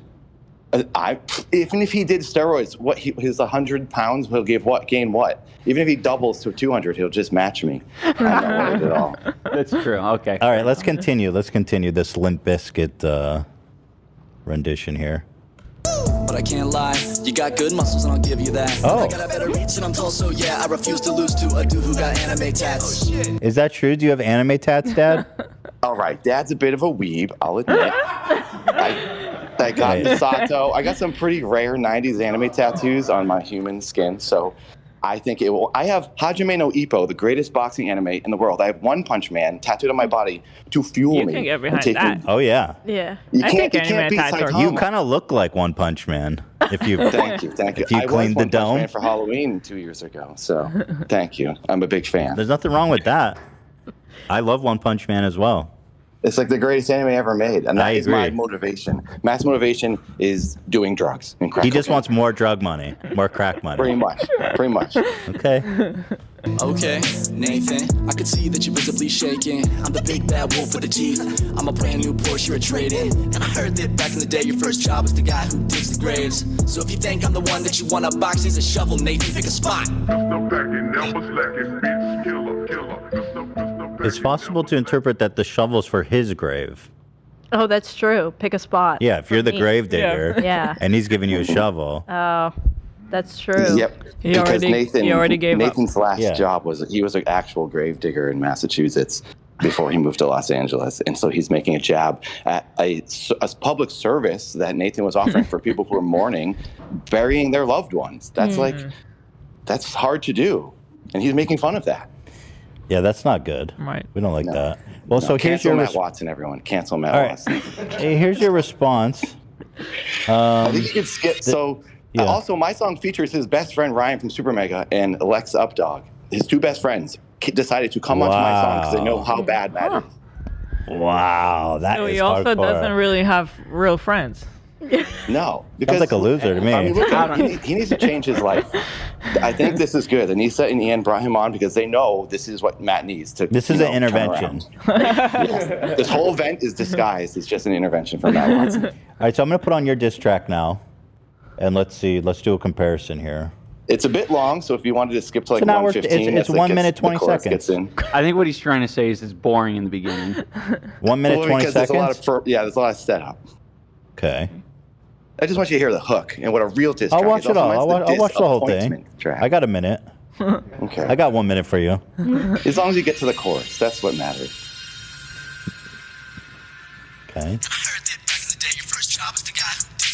Also, that PlayStation 1, it's pretty rare, the portable PlayStation 1 with the battery pack. True. Just a little flex for you. That does look. I've never seen one of those in my life. I think you know who Keith Apicary is. I might have stolen that from Keith Apicary, the Classic Gaming Wiz. All right. You attack Nathan for losing his hair, a genetic defect, he's follically impaired, and insulting his choice to show his pride, his manga tattoos, his anime wives. He should love who he wants, let him live his life. Matt is so mean, dare I say vile. I can't take it, Dad's about to cry. Oh. If you'd like to see the full music video in response to Matt Oh, Watson's you're on the diss wrong track channel. about Nathan. Oh no. That's the teaser. That's the teaser. It's on That's the search Dad. The first thing teaser. comes up. Wait, you made it. Full How many? video, it's in the Wait, description. how many channels do you have, man?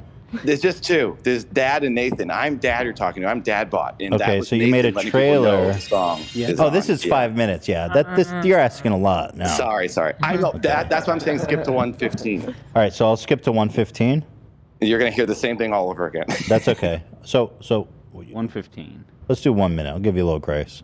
I forgot about Nathan because I knocked him out. That's why Nathan's not fighting in this because iDubbbz originally talked to Nathan, but then Dad stepped in because I'm the real fighter. So You fought. Okay. it's a bit good. confusing. I'm aware. No, I think I got it. I'm loving Matt's songs and laughing all night. The Super Mega Boys are heroes of mine, but it can't be true, it can't be real. Matt, what did you do now? What did I hear? You attacked Nathan for losing his hair, a genetic defect, he's follically impaired, and insulting his choice to show his pride, his manga tattoos, his anime wives. He should love who he wants, let him live his life. Matt is so mean, dare I say vile. I can't take it, Dad's about to cry. Oh, Matt Watson, you made Dad cry. I can't believe you're that kind of guy to be so mean, to be unkind. Now even though I weep, I have to make you die. My old man. Dude, you're jacked, bro. What the hell? That's what I'm saying. He's a dancer. He's got like fucking abs. I gotta go back for that. You're really flexing that. Dude. It's like a literal 12 pack. He made fun of Nathan for his age, so I was just saying, and Dadbot for his age was like, okay, well, yeah, I'll use my old man abs then, since you think they're not strong. Why do you have abs, bro? Dad was programmed. I'm programmed to be the best YouTuber, and in doing so, you have to be a dancer, you have to be a singer, you have to be a vlogger, you have to do it all. So that's what Dad does, and I dance a lot. I did a 10-hour nonstop dance stream. I was telling Anisa earlier about training. I can dance for 10 hours nonstop, and I do not stop moving the whole time. But boxing is a different thing. Even after that, this is still the hardest thing I've ever done. You're gonna fuck him up. That's the plan. And elderly pecs will power my fist through your drug-addicted chest, where I'll find your heart that's burned to a crisp, and I'll revive it with a gentle father's kiss. Oh, Dad Watson, you made Dad cry. I can't believe you're that kind of guy to be so mean, to be unkind. Now, even though I weep, I have to make you die. My old man abs and pecs. So obviously, yeah. I mean, it is quite long. You're right. So Yeah. I have to say, shout out to Home, Randy Goff, who produces the music for my albums. Home is a legend. I'm sure a lot of people know of him. Just got to mention his name.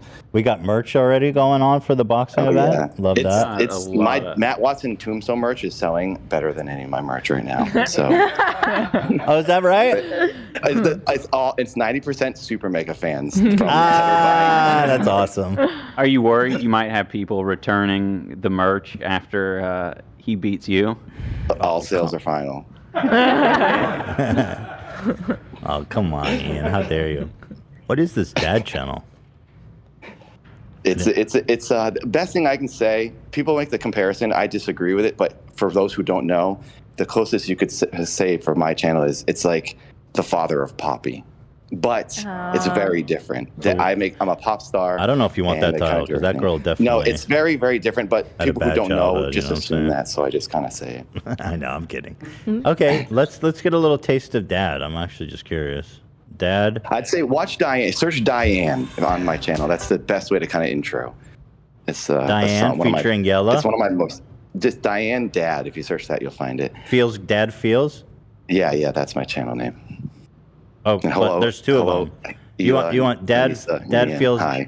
Oh wait, there's two of them. What the fuck's going on? Probably go That with the one right first there. one. Yeah. Okay. No, not for the second one. Wait, that was the first one. You clicked the second one.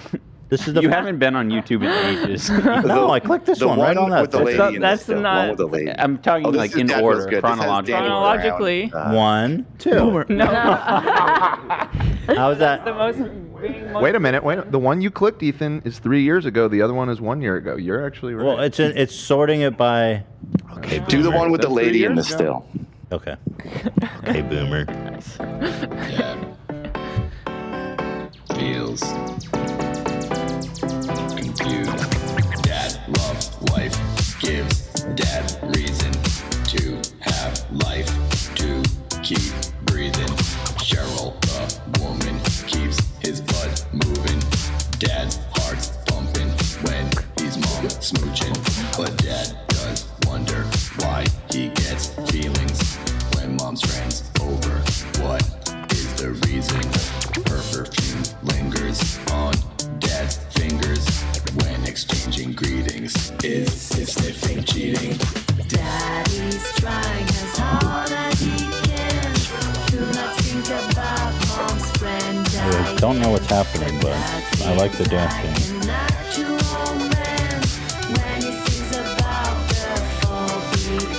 I feel like some of these dance moves are like pretty unique to Nathan/Dad. Yeah. I almost Definitely. feel like, have you been like contacted by Fortnite or Epic Games to? Oh, well, in there? I can't legally talk about it, but if there's a dance in, I can say some things. There's a dance in Fortnite called Boneless. If you search No Bones Dance on YouTube, it's a big thing Nathan did a long time ago. It was stolen by hundreds of people for many reasons, and maybe a video game did that. But maybe I can't talk anymore, and I wish.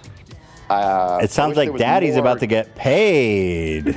No, You should talk to that's the Backpack sad Kid. thing. Yeah, Yes, but no. didn't someone else sue them and won? Backpack Kid, the floss dance. Yeah, so Backpack I Kid know owns the floss? Everything. He's the one who I invented. know everything about all those cases because I was deep into it. Wow. They're settled out of court for not enough at all, but it's like better than what you didn't have. So, Well, and hold on, a bunch of them were, yeah. So I'm assuming. Actually, let's do some ops because I'm interested in this. So if I do Dad and then type what, or Nathan Barnett, Just search No Bones Dance. No Bones Dance.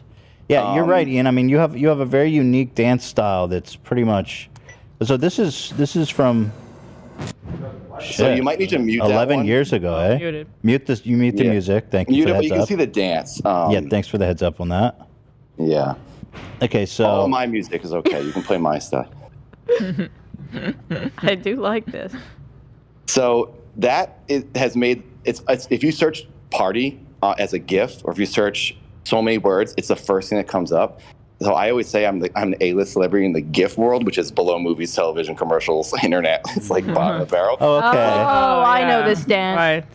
I've seen That it. so Yeah. that is a dance in Fortnite called Boneless. Oh. Same music, Oh, that's some same bullshit. movements, and never was anything paid. So let's see.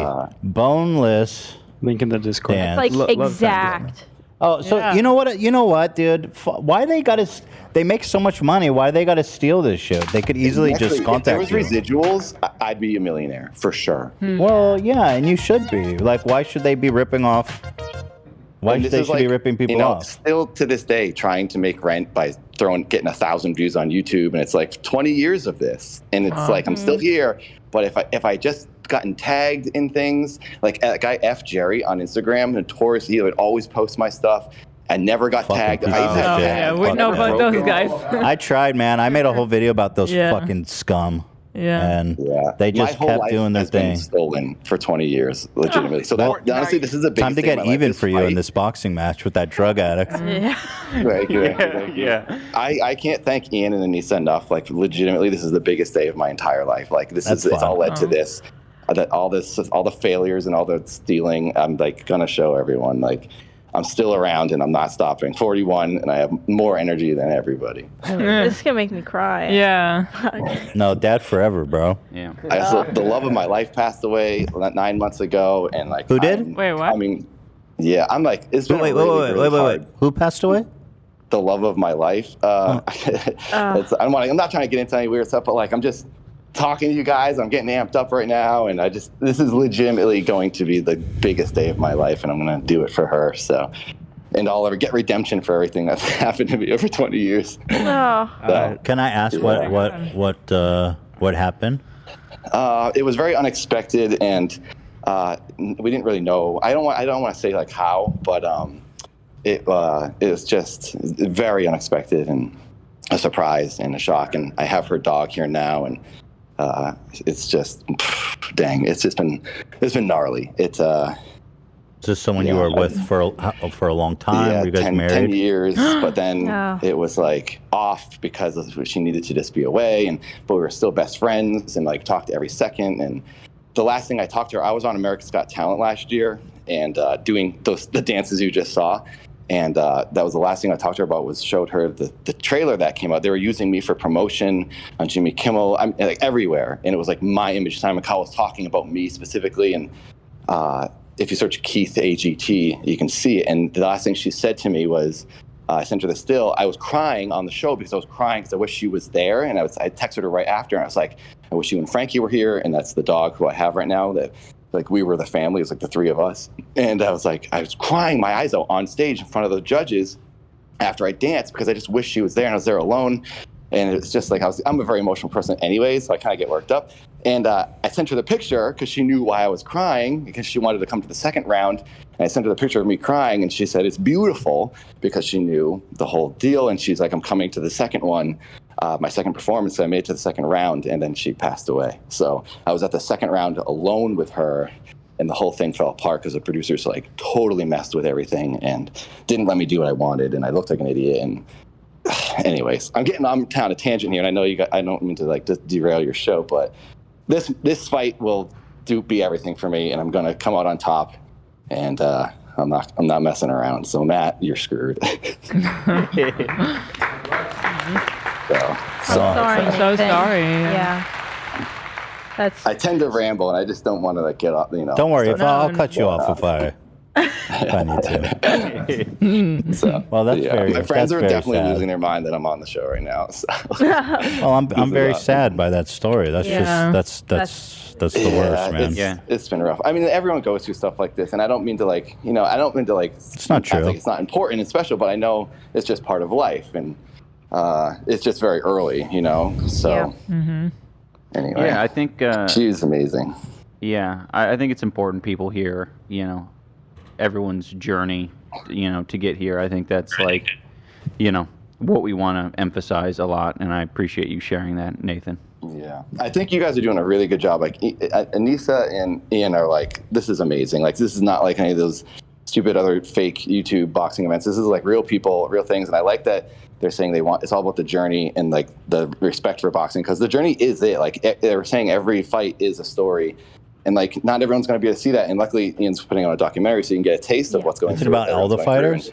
No, I mean, we weren't able to, probably. I mean, we're going to try to visit everyone and try to get insight, but it'll probably mostly be me. But we'll have tertiary characters coming through. Make your own documentary. Yeah. Right? That's what I've been doing. I've been filming everything and uploading stuff. And that's what we've been encouraging people to do, because obviously it is a journey, and no one will be able to tell it better than the person experiencing it. I have your. Oh man, so you last year were on America's Got Talent. This has 9 million views, bro. That's dude, so crazy. it was higher than that on Facebook and everything else. Like it was legitimately, the show was telling me it was the most viewed thing that they'd had on the whole season. And then a bunch of other acts came out. There was this girl named Nightbird, who I became very good friends with on the show. She was like the big thing because she was a beautiful singer, and her voice was amazing. And she had cancer, and she just recently passed away about a year after the show. And I became very close with her. Like we were DMing all the time because she had a crush. She sent me a message and she's like, I love Keith. And Keith was the character I was doing.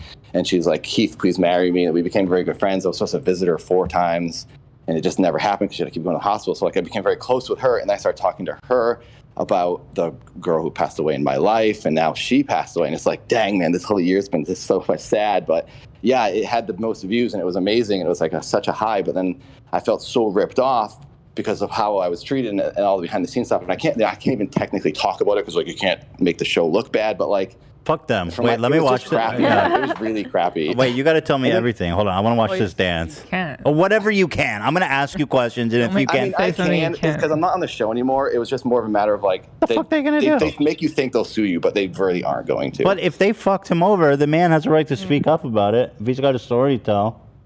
I get nervous. I just get nervous, but I don't think it's a big deal. Simon Cowell's a bitch. Fuck him. Well, of course you're an amazing dancer, and you have this incredible, like, physical comedy, right? So yeah, that's what I was trying to show in the second round was the physical comedy, so I could get a job out of this, because, like, that's the thing. I think I'm, in my opinion, I tend to be humble. I really think I'm doing bigger and harder things than like Jim Carrey did.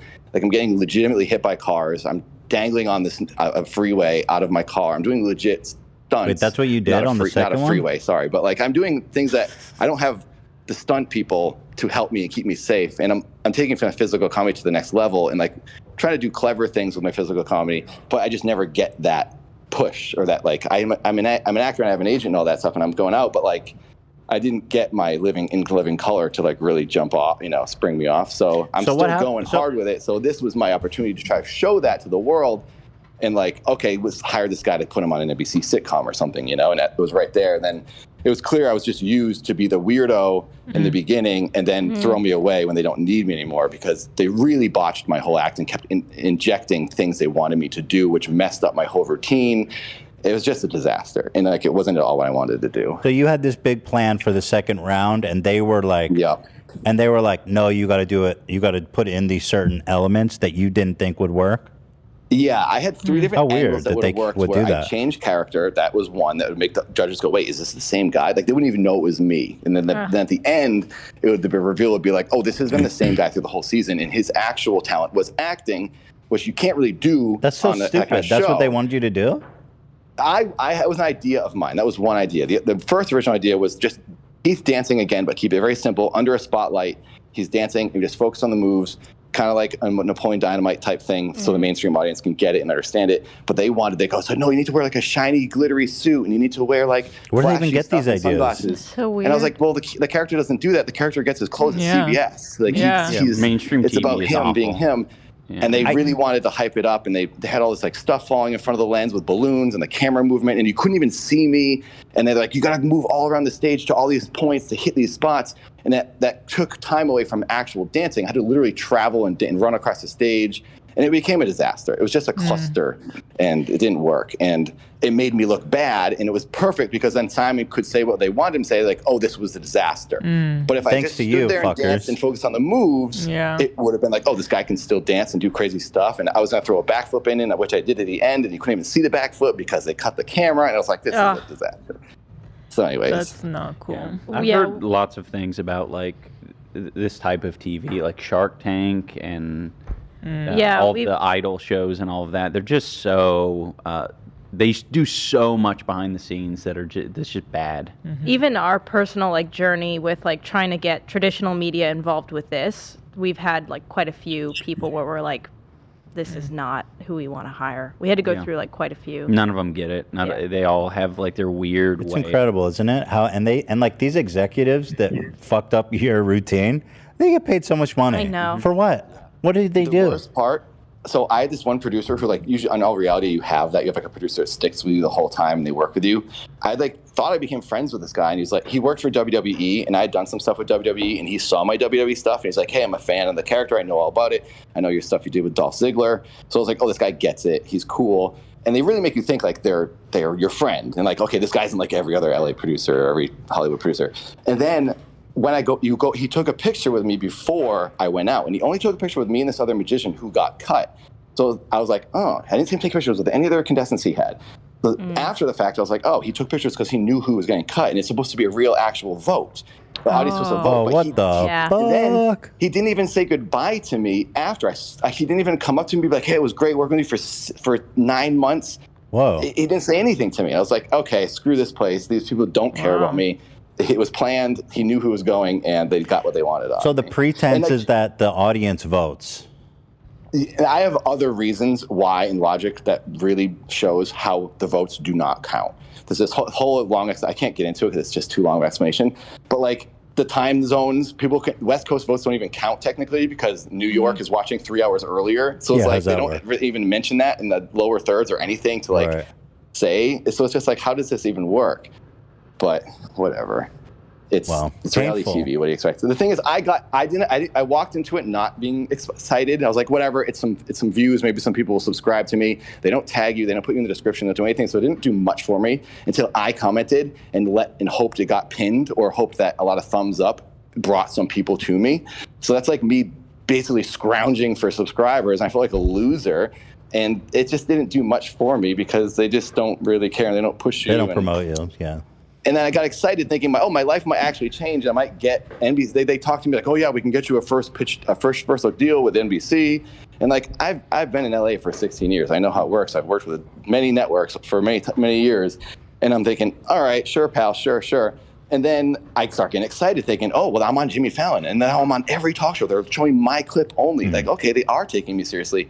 And then that's when I got mad, when I was like, okay, this was all a lie, because I felt like I was duped, and I didn't want to get excited, and then they made me excited. That's fucking crazy. Yeah, it's interesting to hear just these stories, because I know a lot of people just hate Hollywood.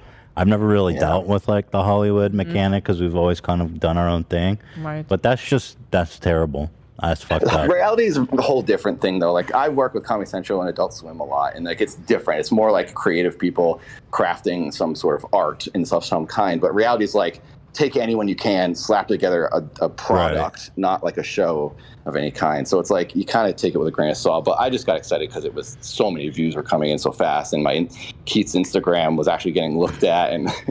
But whatever. Sorry to interrupt. I'm over it now, and now pumped about this. It was actually almost exactly a year ago, so it's like every year I have something fun to do, and this year it's boxing. So can I just go pee? Yeah, of course. I can too also. Yeah, cool. Yeah, go ahead. You guys go pee. I have to pee too, but I'll sit and I want to talk to. Are you good? Yeah, I'm good. Is this the one? I've got this video up here. Is this the one they fucked up, or is this a different one? Keith brings his most dangerous performance to HGT. Yeah. Oh my God, it was so bad. They This wanted is to do it? This whole magic thing that made no sense. It was pointless. It I killed got time you. in the routine. Oh God, it was there's so much bad. confetti. Oh. Yeah, So it much was just confetti. stupid. Oh, Heidi Klum is getting. So this whole oh no, not Heidi. She's getting up. So none of this And was they your kept- idea. They kept telling me that there's a guy named Tape Face that was on America's Got Talent who was like an alternative comedic magician sort of. like act, and people loved him. Like he blew up after. Yeah. And they're like, "You're the next tape face. You're going to be that guy." And he went all the way through the whole season. I was like, okay, I'll listen to them and I'll go along with what they're saying because they must know what they're talking about. I kind of let go and stopped fighting because I didn't want to be the difficult contestant. And once I did, it was like, okay, this is a dumb guillotine thing with there was no punchline to the joke. It was just like, okay, never mind. And then it killed time and everyone was confused and it just was so bad on so many levels. So yeah, it was dumb. That's God, that sucks. So it sucks to go out on someone else's idea. At least if you go out on yours, I know. I had 2 different angles that I thought would have worked that were very different. It was just focusing on the dancing, and another thing that was more of like an Andy Kaufman, where it's like, whoa, this has never been done. Because you can't go out and show acting as a talent on a show like that, because like, what do you do? Go out and do a monologue? It's going to be weird and boring, and like you're not actually invested because you know the person is doing a monologue. You can't act as a talent on that show. And I thought the only way to do it would be like some sort of Sacha Baron Cohen thing, where like they don't know the guys in character, and then they go, wait, when they're told, oh, he was the nerd, he was the peg leg guy, he was this guy, like, oh my gosh, that's insane. And then I reveal at the end, I'm an actor. My talent wasn't dancing. It wasn't magic. It was acting. And then they have to be like, well, I don't know what to think. I thought the producers thought that was cool. And they were like, it's too confusing for the home audience. And I was like, yeah, I guess. But like, I don't know. They're like, what if we put your head in a vial? Yeah, it's always like anything that's remotely like you have to think about it or makes you think. They don't want that ever. No. Ever. Not at all. They just want people to go, funny bald man dance. They wanted us, like these 2 guys that we talked to originally to help us like produce this boxing event. They wanted it to take us to the Cayman Islands to like have all the boxers fight in the Cayman Islands. And we were like, why? And they're like, well, it's the Cayman Islands. What? Why? Is it cheaper or something? No, they literally, they just thought it would be cool to take everyone to the Cayman Islands. It was like their whole thing. They wouldn't get off of it. And that was kind of what that was their whole thing. We were like, this awesome. is not it. We would have never came back. They're like, yo, we should. Like Burning, or what is Fire Festival. Fire Yeah. They'd be like, yo, we have this island that's owned by Pablo Escobar that's. We'd love to throw an event. Set up a couple of tents. There's a lot of events that are happening, boxing events. I'm hearing YouTube boxing events that are happening in Dubai. Yes, that is very I don't want to go common. there. I wouldn't go there. I'd be down for that. Fuck Dubai. I mean, I don't like There's Dubai. a reason for that. They have slave labor there, bro. They straight up have fucking they steal slaves. passports. Yeah, no. Oh, people I had people no idea. act like it's totally cool to go there. It's No, like it's bad. They have literal slaves there that they I- trick into going there. I've that heard, builds all like- their towers and shit. Yeah, a couple of people wow. talk about it. Like they steal their passports and Yeah. shove them into rooms together, Yeah. and like a don't lot pay of them them. die from Hold them starvation, hostage. And yeah, They bring workers from like Indonesia or yes, something. a lot of Indonesia, Southeast Asia. Yeah. India. And then they steal their passports. It's basically a slave class. Yeah. Yeah, Oh, wow. they're I had no idea. I'm they're not going to Dubai then. also. I'm pretty sure it's illegal to be gay there. I'm not sure. Pretty sure if you kiss a dude, you get publicly executed. There's a lot of a surprisingly high number of countries where it's like punishable by death to be Yeah, gay. and that's cool. We'd like that. Wow. That's what I'm saying. Dang. Like people go there like it's like a chill, normal place. It's not. It's not a fucking good place. Thank you. I was just ignorant towards. I had no idea. Oh, sorry. I wasn't trying to call you out. Yeah, no, I know. I just I'm got. just saying, I really always didn't know. get triggered when I'm people glad I talk know. about. Yeah, no, that's fair. They're also building Yeah. like this weird utopia city there that's all like, tech Yeah. friendly and That's the whole point, is to make it seem like a it's for rich very, people to feel good. appealing place to go to and normal. Yeah. Sorry, Dad. I didn't mean to call you out. I thought you. No, you didn't. But you are the glad man. I know now. I really didn't know. You are the man. I didn't mean to do that at all. I thought you said fuck Dubai, and so then I just joined the train. Yeah, because But there I were get it. apparently there's YouTube boxing events happening there. That's what I'd heard. There's a lot of boxing and MMA in general. Michael, you've explained that to us why that is, right? Why? There's just a lot of money in Dubai, so they bring over the fighters for that. Yeah. Also, no visas, right? No travel visas. Oh yeah, well it's just so that's what like the UFC was doing with they made an area with in the United Arab Emirates where they had like their own fight island is what they called it, where they would just bring Fight people island. in. Sounds cool. It was just that they did that because That's the death there. it was lax on like they could make their own bubble for COVID, so that's why they did that. Yeah, it was pretty much just so they could have an island where they could fly fighters into from around the world legally because they couldn't bring them into America at the time. That makes sense. Fight Island. Yeah. Well, anyway, Dad, everyone go subscribe to Dad. We're rooting for Dad. Thank you. Dad forever. just search Death Dad to Matt on YouTube, Watson. comes up. I always hear that in Wendy Williams. Yeah, death to all of them. All of them. Are we wishing death to Matt Watson or just some light injuries? Light injuries. All of them. Light injuries, but A wake-up call. I might go harder on the next fight, which I'm hoping I should say to you, Ethan. Oliver Tree, he knows what he did to Dad. So did Oliver Tree fuck you up? Fuck you over? Dude, Oliver Tree is one of my nemesises because there can only be get in one line. pop star. Everybody I know hates him. Yeah, tell him Dad's coming for him. I'll let him know. Thank you. I know where he Well, thanks lives. for We can roll talking up to me. together. All right, right, Dad. well, thanks for having me on. This has Thanks, been amazing. Dad. Thank you. Thank you. All right, take care. Bye, Good guys. luck out there. We're rooting for you. Yep. Thank you very much. AB's getting it. Thanks, man. Maybe he's getting Appreciate it you. all the way. Bye-bye. By the way, thanks, Dad. By the way, I did not mean to call him out. I feel bad about that. Oh, don't feel Oh, bad. no, That was no. I think it was fine. Yeah. Yeah. He just, I just don't want him to feel bad. Like he came on and I was like, "Fuck you, Dad," about Dubai. He's an adult. He's 40. One of the commentators for the fight asked us to fill out like this Excel sheet with just basic info about ourselves, and Dad was the first one to fill it out, and it looks like you filled out Matt's section as well. He says, "My name is Matt Watson, and I'm afraid to fight Dad, but I'm weak and eat too many drugs." That's awesome. That is very funny. All right, let's have some fun now and talk about your beef with Keemstar. That's so fun. I love Keemstar is one of my favorite people to shit on. He's such a pathetic goon. And you made this great video, Why I Hate Influencer Boxing. Uh-huh. And you did call out Keemstar a lot. What the? Did you edit his Do you like face? that? What the hell? So that's Fat Jake you Paul. olded them all. That's Fat Logan Paul. Oh, I see. And Fat Austin McBroom. And jacked, handsome Ian. Yeah, beautiful. Baby face. Pure, beautiful skin. That's awesome. Thanks. You're not gonna play this video, are you? No, I just wanted to see what you... Well, you just said basically that Keemstar... Well, what do you think about him in the space with his whole happy punch bullshit and with him and FouseyTube? I think he enjoys an element of boxing that I don't really enjoy. He's just like very... I don't know, Drama he likes the drama, and he obviously makes money from the drama, so I understand why he's a little bit biased toward it. Sure. He wants goofy, embarrassing shit. He wants people to like just kind of like throw all caution to the wind, embarrass themselves, just do whatever it takes to get a couple more views and clicks. We don't feel like we need to do that at all. This is a very fucking tough event. Like people, like if you want people to experience like humiliation and embarrassment and like putting it all on the line, it's already happening. Like we're boxing in an event where we have the possibility of getting knocked out.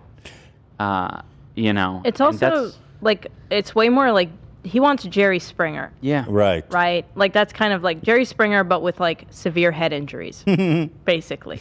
But I don't think anybody else wants that. No. You're already asking people to do a lot, and I think if Keemstar had like an actual boxing event that he was putting on, and he said like, "Hey guys, I'm doing Jerry Springer boxing," and you had our event, I think most people would be like, "Oh, I'm going with your guys' event, not Keemstar's," because that's so much to ask a person. It's also like shocking at how much support we've gotten for the direction we were at sushi last night, and the sushi chef like came up to Ian and was like telling him how like excited he is about this event, and he's never cared about boxing before. I mean, it's a different audience, right? Like, but I mean, we're kind of betting on the idea that this audience is actually much bigger than the audience that wants a Jerry Springer direction. Yeah, I feel like trashy. those are- Just trashy. Well, the thing that I liked about this video, which you guys should watch, is just how much you highlight that, how much of a serious event it is, and how, you want good fights, safe fights,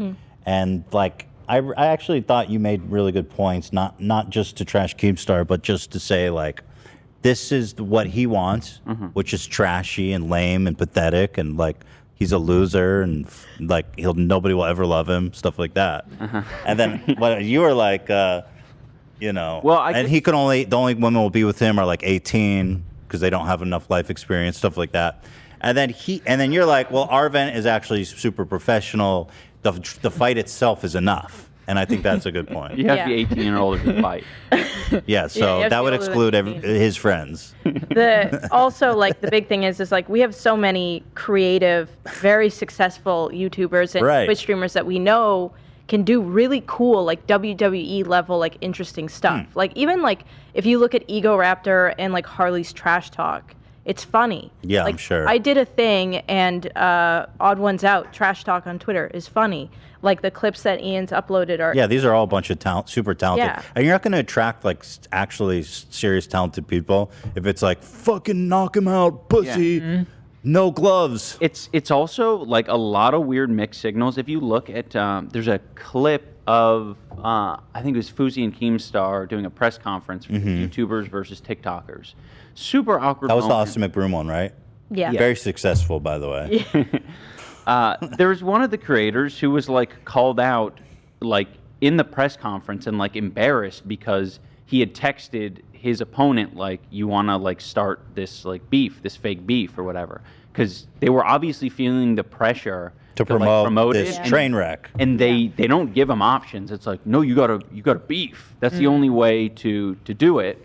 Yeah. And then they use that as like a jumping off point to be like, oh yeah, this guy's over here faking beef. What a loser. And it's like, that's what you're all doing. Yeah. Like, don't like. You're the one that like pushed him to doing Yeah. it. Yeah, it's such an awkward. So they called out one of the experience. fighters during the press conference. Yeah, for Michael fake- Lee, I think his name is. He's a TikToker, and it's just like the questions they ask too are all really weird. It's clear that it's clear that he knows nothing about boxing. I didn't even understand why. Oh, but one thing I was telling you guys before the show, I think most of our audience know, the reason that Keemstar and Fusi are doing this is because of fucking Ryan Kavanaugh, Yeah. the guy that's suing me 4 times. For I had no clue. That's not awesome. Yeah, I was wondering like where. I just thought like Keemstar had a good idea. Like I like legitimately, Well, you know I thought that's he not just real. like Yeah. You know because like you know the YouTube drama space. I mean, one, it's dwindling because a lot of us are growing up, to be honest, and kind of just like it's becoming less of a thing. Also, people just care about it less. It's getting pushed less by YouTube. So I thought like Keemstar was making a really smart business decision to be like, okay, well, if I switch into boxing that's inherently dramatic, then like I can like continue to do this. So I thought he partnered with Fusi, and that's what they were doing. And I was like, oh wow, like they seem to have a pretty good system. Interesting But I had idea. no Yeah, no, it was clue. Ryan Kavanaugh. Okay. Because he's behind the whole Triller Fight Club thing. Yeah. By the way, we originally were talking to a bunch of people, including Triller, and they were told us at the time they wanted to do this conveyor belt thing where they just have like YouTubers come on It's a like card once a month. once a type of month shit. thing. Okay. And we were like, what? That seems like literally That's the a lot. worst idea. That's Well, too frequent. Like right? Yeah, a way lawsuit. too frequent. You can't Yeah. hype anything up. There's like it seems silly to do. you're gonna injure someone too. Like, what are you gonna like? Well, they're desperate. I don't know if you know. I follow Ryan Kavanaugh quite. His company lost $1 billion last year, bro. $1 billion. He's a fucking prolific loser. Yeah, they're doing something right now called So You Think You Can Fight or something. So it's meant to be like an American Idol, but for fighting or some shit like that. Oh, really? I haven't seen really that. bizarre. I think they're trying to own the space, but it's very risky and dangerous. Well, It's also so hard if you don't know YouTubers personally. Like, I think the only reason why we're able to do this is because we know influencers we trust sure. in. Yeah. But like, they have right now. They're trying to get people to fight Bryce Hall. So like, they tried to get the Island Brothers. They said they'd pay him $1 million Who, to Triller? fight them. Yeah. Oh, yeah. I always see them hanging out. I always see Yeah. Cav and. Did you know that Ryan Kavanaugh falsified his sexual assault memo? I didn't know that. Yeah.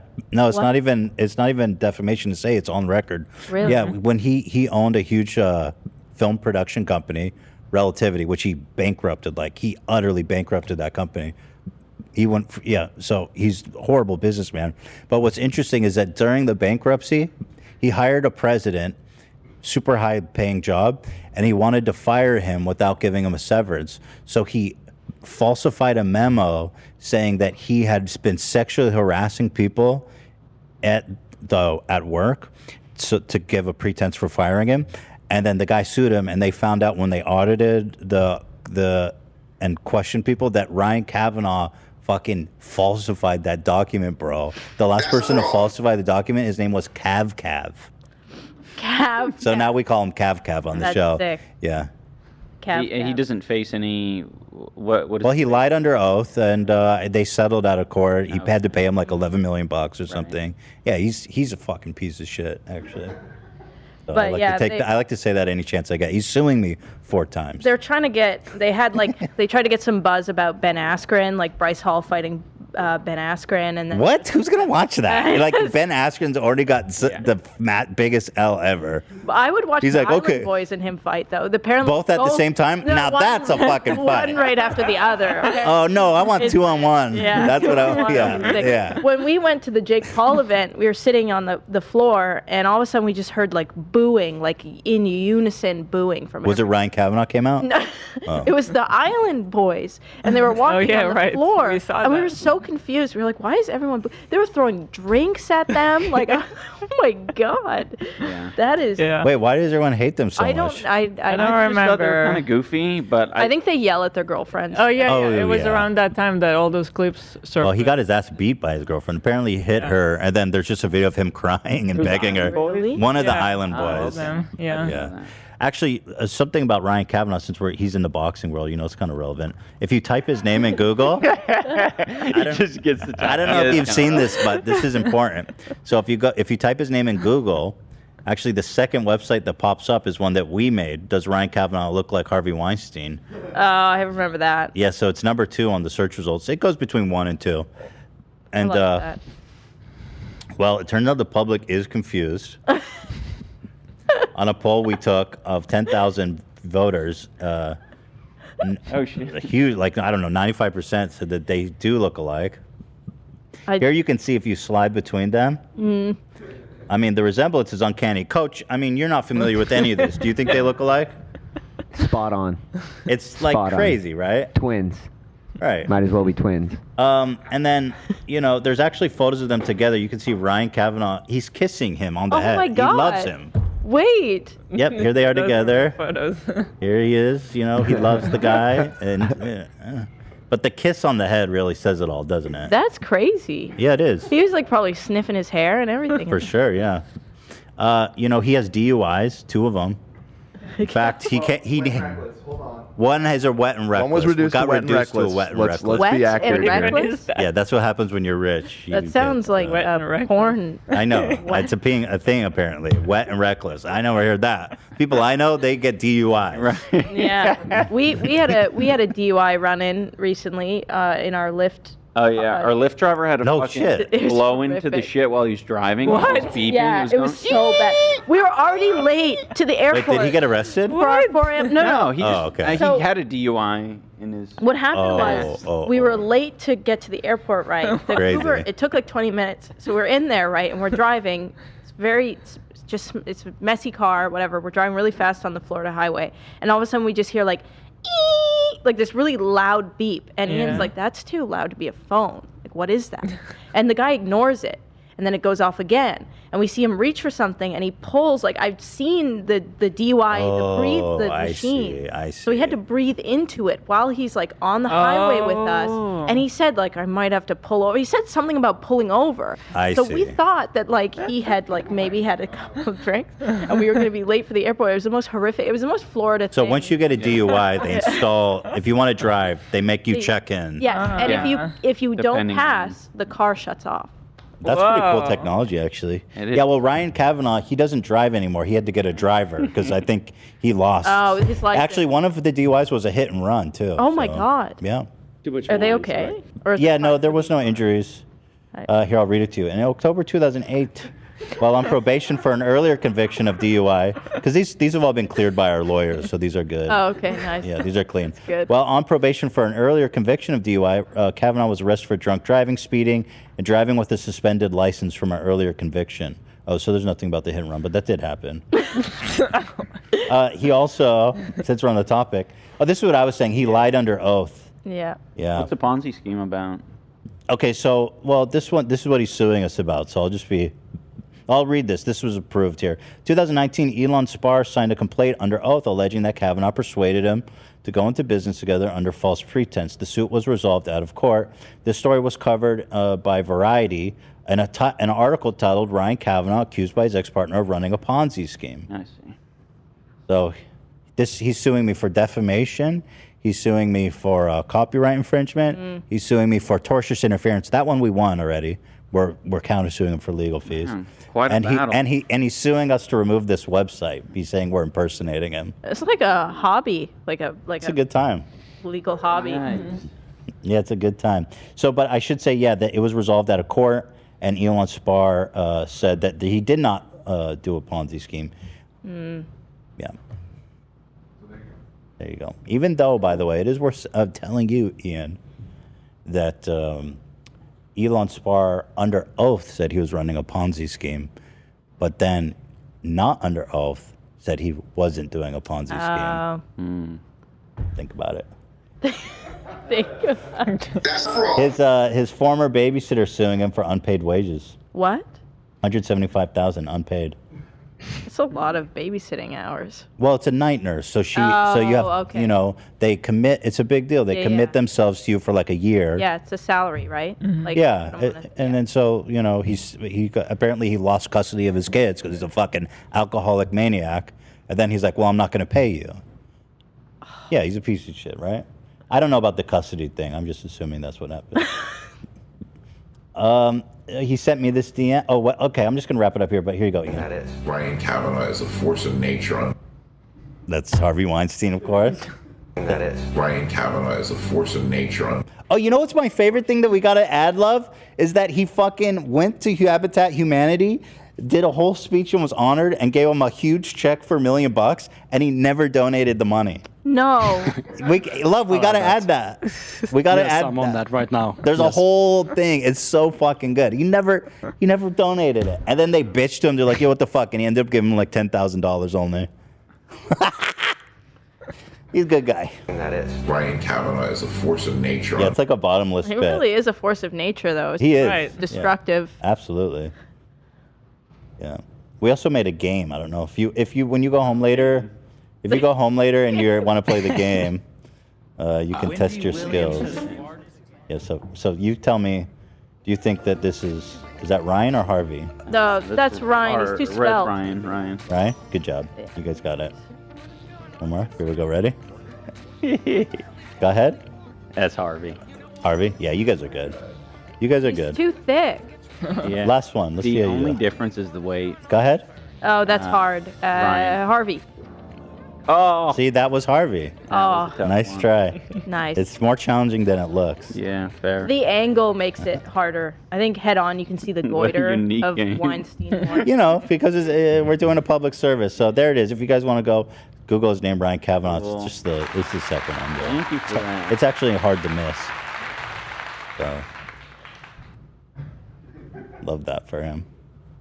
Oh yeah, let's look at this dumbass. But don't you love that? Like, I've got beef with Ryan Kavanaugh, and then Keemstar, and this is what I think happened, slides into his DMs, and they become friends, and now he's paying him to promote boxing. It sounds like It's awesome. middle school shit. Like, he hates me too. Well, Dan always says that it's like the League of Legion of Doom. They're forming the Legion of Doom. Oh, All of Ethan's enemies keep coalescing into and then Trisha alliance. apparently got involved somehow and was talking to Ryan Kavanaugh. We don't know about that. Well, like in the lawsuit against me, what I do know, I don't know if they talked, but what I do know is in the lawsuit against me, he included excerpts of how I harassed Keemstar and Trisha, and I thought that was interesting. Oh. Okay, whatever, who cares? Everyone's heard of this 1,000 times on the show. He's my favorite. You know, recently I thought we were in somewhat good terms. You know, you have an event. I've been trying to talk about your event as much as possible. So this is in response to your video? Yeah. Yeah. I can already tell he's so sad. That's it. Not okay.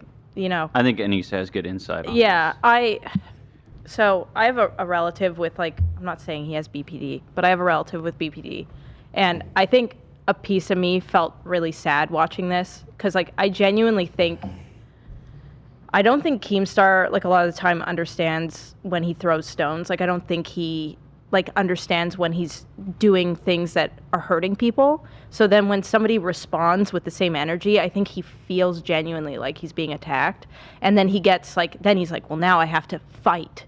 And it, like, I think it, you know, Keemstar aside, anybody in the, like, when he was talking on the phone, it did kind of make me sad, like, genuinely. I think that's a generous interpretation, but there is a lot of sadness there. I mean, yeah, I think he respects Ian a lot more. He really wants to be your friend. I think clearly. he wants to be Ian's friend. Yeah. And I think he was happy that Ian was reaching out to him and felt like they had mended that, and I think he feels betrayed.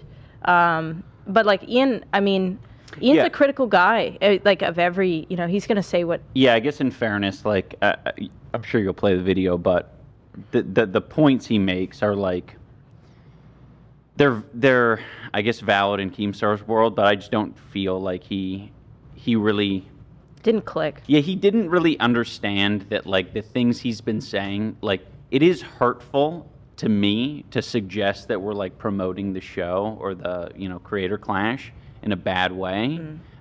So, like, I've been listening to what he's saying. You know, I'll listen to the Twitter spaces that he runs. I'll be like, that's bullshit. And I'm like storing that. I'm like, I'm gonna fucking talk about that. So he's been talking shit. A little bit. Okay. I mean, I shouldn't say talking shit. He's been talking shit on critical. how we're running the show. Yeah, he feels like there's not enough drama. He said, like, he feels like we're promoting it wrong. We're not going to make the right amount of money. Well, he has an enormous well of experience. Right. With to speak from. Yeah, the previous TikTok versus YouTuber. Yeah, he was a part of that, right? Line. They were, like, bankrupt. None of the fighters got paid, so... Yeah, that's why it's like, I just don't... He doesn't need to do it. It's like, I don't mind him talking about the show and promoting it, and I think that's helpful, but fucking, like, all the extra shit he puts on it is just way too much. Yeah. Yeah, I mean, I think you're right, though. There's a lot of sadness there. I mean, he's an orphan, and I don't mean that as an insult. It's just a statement of fact, and that's a lot to deal with. I think, like... You know, that brings a lot of damage. Yeah, I don't know. I think the older I get, the more I, like, saying. understand, like, genuinely that people on the internet, a lot of them, like, a lot of people aren't... I had a therapist say to me, like, most people don't wake up trying to ruin other people's days. Like, that's a very rare And then there's person. Keemstar.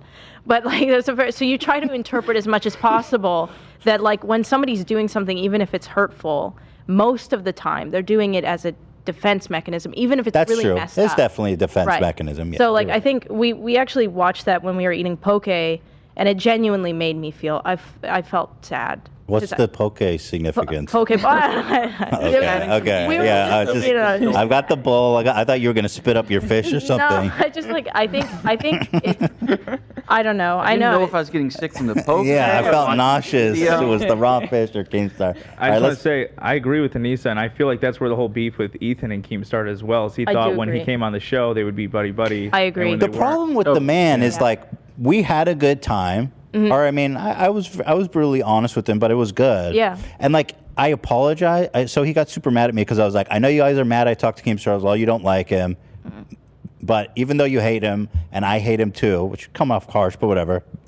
But like he's interesting and let's hear him out.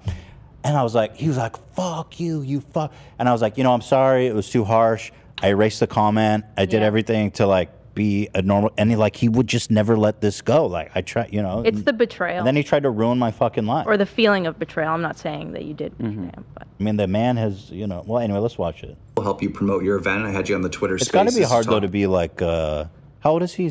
He's 40. He just turned 40. Yeah. It's got to be hard to be 40 and just have like just a loveless life, you know. that makes me so sad. Yeah, no, I'm right. I'm just giving him the benefit of the doubt. I mean, that's why, like, he's, you know, the only girls that hang out with him are like right out of high school.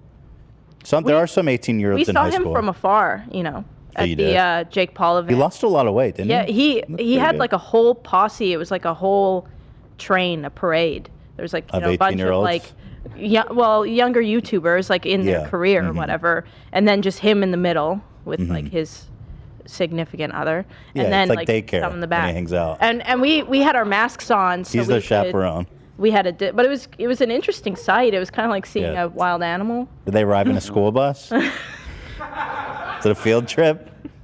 But yeah, I mean, look, it's got to be hard. I mean, the guy has a bar in his basement where he probably serves underage girls alcohol, and you know that's just what it is when you can't hang out I with did someone. see that video of him and Fousey. You guys like reacting to that? Yeah. Like, that was very interesting. I did like. I loved when he was bringing out like cheeses and bacon. And, Wasn't that so interesting? and that was like the food. Oh, it wasn't bacon. It was jerky. It was jerky. He had a plate of maple syrup, and they were eating it with a fork. I love it. It tastes like That was- I feel like you could tell You didn't Fousey watch was that? not about it. It's like this is some No, white Fousey- people yeah, shit. I feel like Fousey the whole time was Totally. like trying to figure out if it was halal or not what he was eating. Oh, is he Like, halal? legit, yeah. But yeah, that was awesome. He just had jerky. That was like how Keemstar eats. I mean, the man is a fucking beast. He literally just eats beef jerky and maple syrup. Like, who does that except Sasquatch?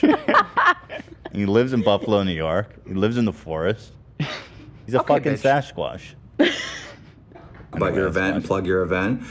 You know, it all comes down to selling tickets, selling pay-per-views. That's what these events are all about. And you're trying to do something different. I'm interested to see how it's gonna all pan out. Yeah. But in this new video, it's like it almost feels like we're at war against Keemstar. You know? I did use a lot of Keemstar clips in Yeah, that video we did. because he was the main spokesperson for these points. I occasionally hear it from other people, but not nearly as often as Keemstar. He'd almost say it in every live space. And the points that you're trying to combat are what? Are that starting some drama is like strictly good. Right. And like when someone says like drama is good for your event, that like has so many connotations because it's like, yeah, I agree. What am I going to do about that? Like, I'm not going to. The only way to make drama happen is to either let it happen organically or you fake it. And like, I'm under the philosophy that you should just let it happen organically. This is an example of it happening organically. Keemstar says some shit that I totally disagree with, so I make a video about it. And that's exactly why I made the videos, because I'm like, yeah, this could totally bring attention to my event. And he even addresses it in the video saying like, see, this is good, this drama is good. I'm like, yeah, it's good, but it's not what you had in mind. Right. What you had in mind was me and Dr. Mike like saying some cringe. Right. But you guys, But you it's guys are both cringe. good dudes, and neither you are interested in juvenile drama. It's cringe. It's not. Yeah. That's not the crowd. Yeah. I mean, absolutely. Maybe Keemstar's crowd would want to watch that cringe, but As far as it coming across naturally, like we got some natural stuff going on. Dr. Mike doesn't want to do the pro fight; he wants to do exhibition. That's, you know, there you go. That's some stuff. Let's dig in. We were genuinely shocked funny. by that though. Yeah. We but thought he was down. Yeah, just we don't want to force it, Keemstar. But you know, there's a lot to be said for good sportsmanship too. Like, you know, Absolutely. people really love to see like good sports. We also like found a bunch of secure people, like people that are secure in their life, happy. Right. They're not young. Like a lot of these guys that are doing like a lot of this beef, like they're young. They're not secure with themselves. Right. There's a lot of like weird stuff that gets thrown out that's like Oh, yeah, that- homophobic or sexist, and Really? you get into some really strange stuff, like people talking about wanting to fuck the other person's wife or girlfriend in front of them after the fight, and like just really weird, cringe. gross stuff. Right. There's actually this moment where I think it was Tyson Fury's dad.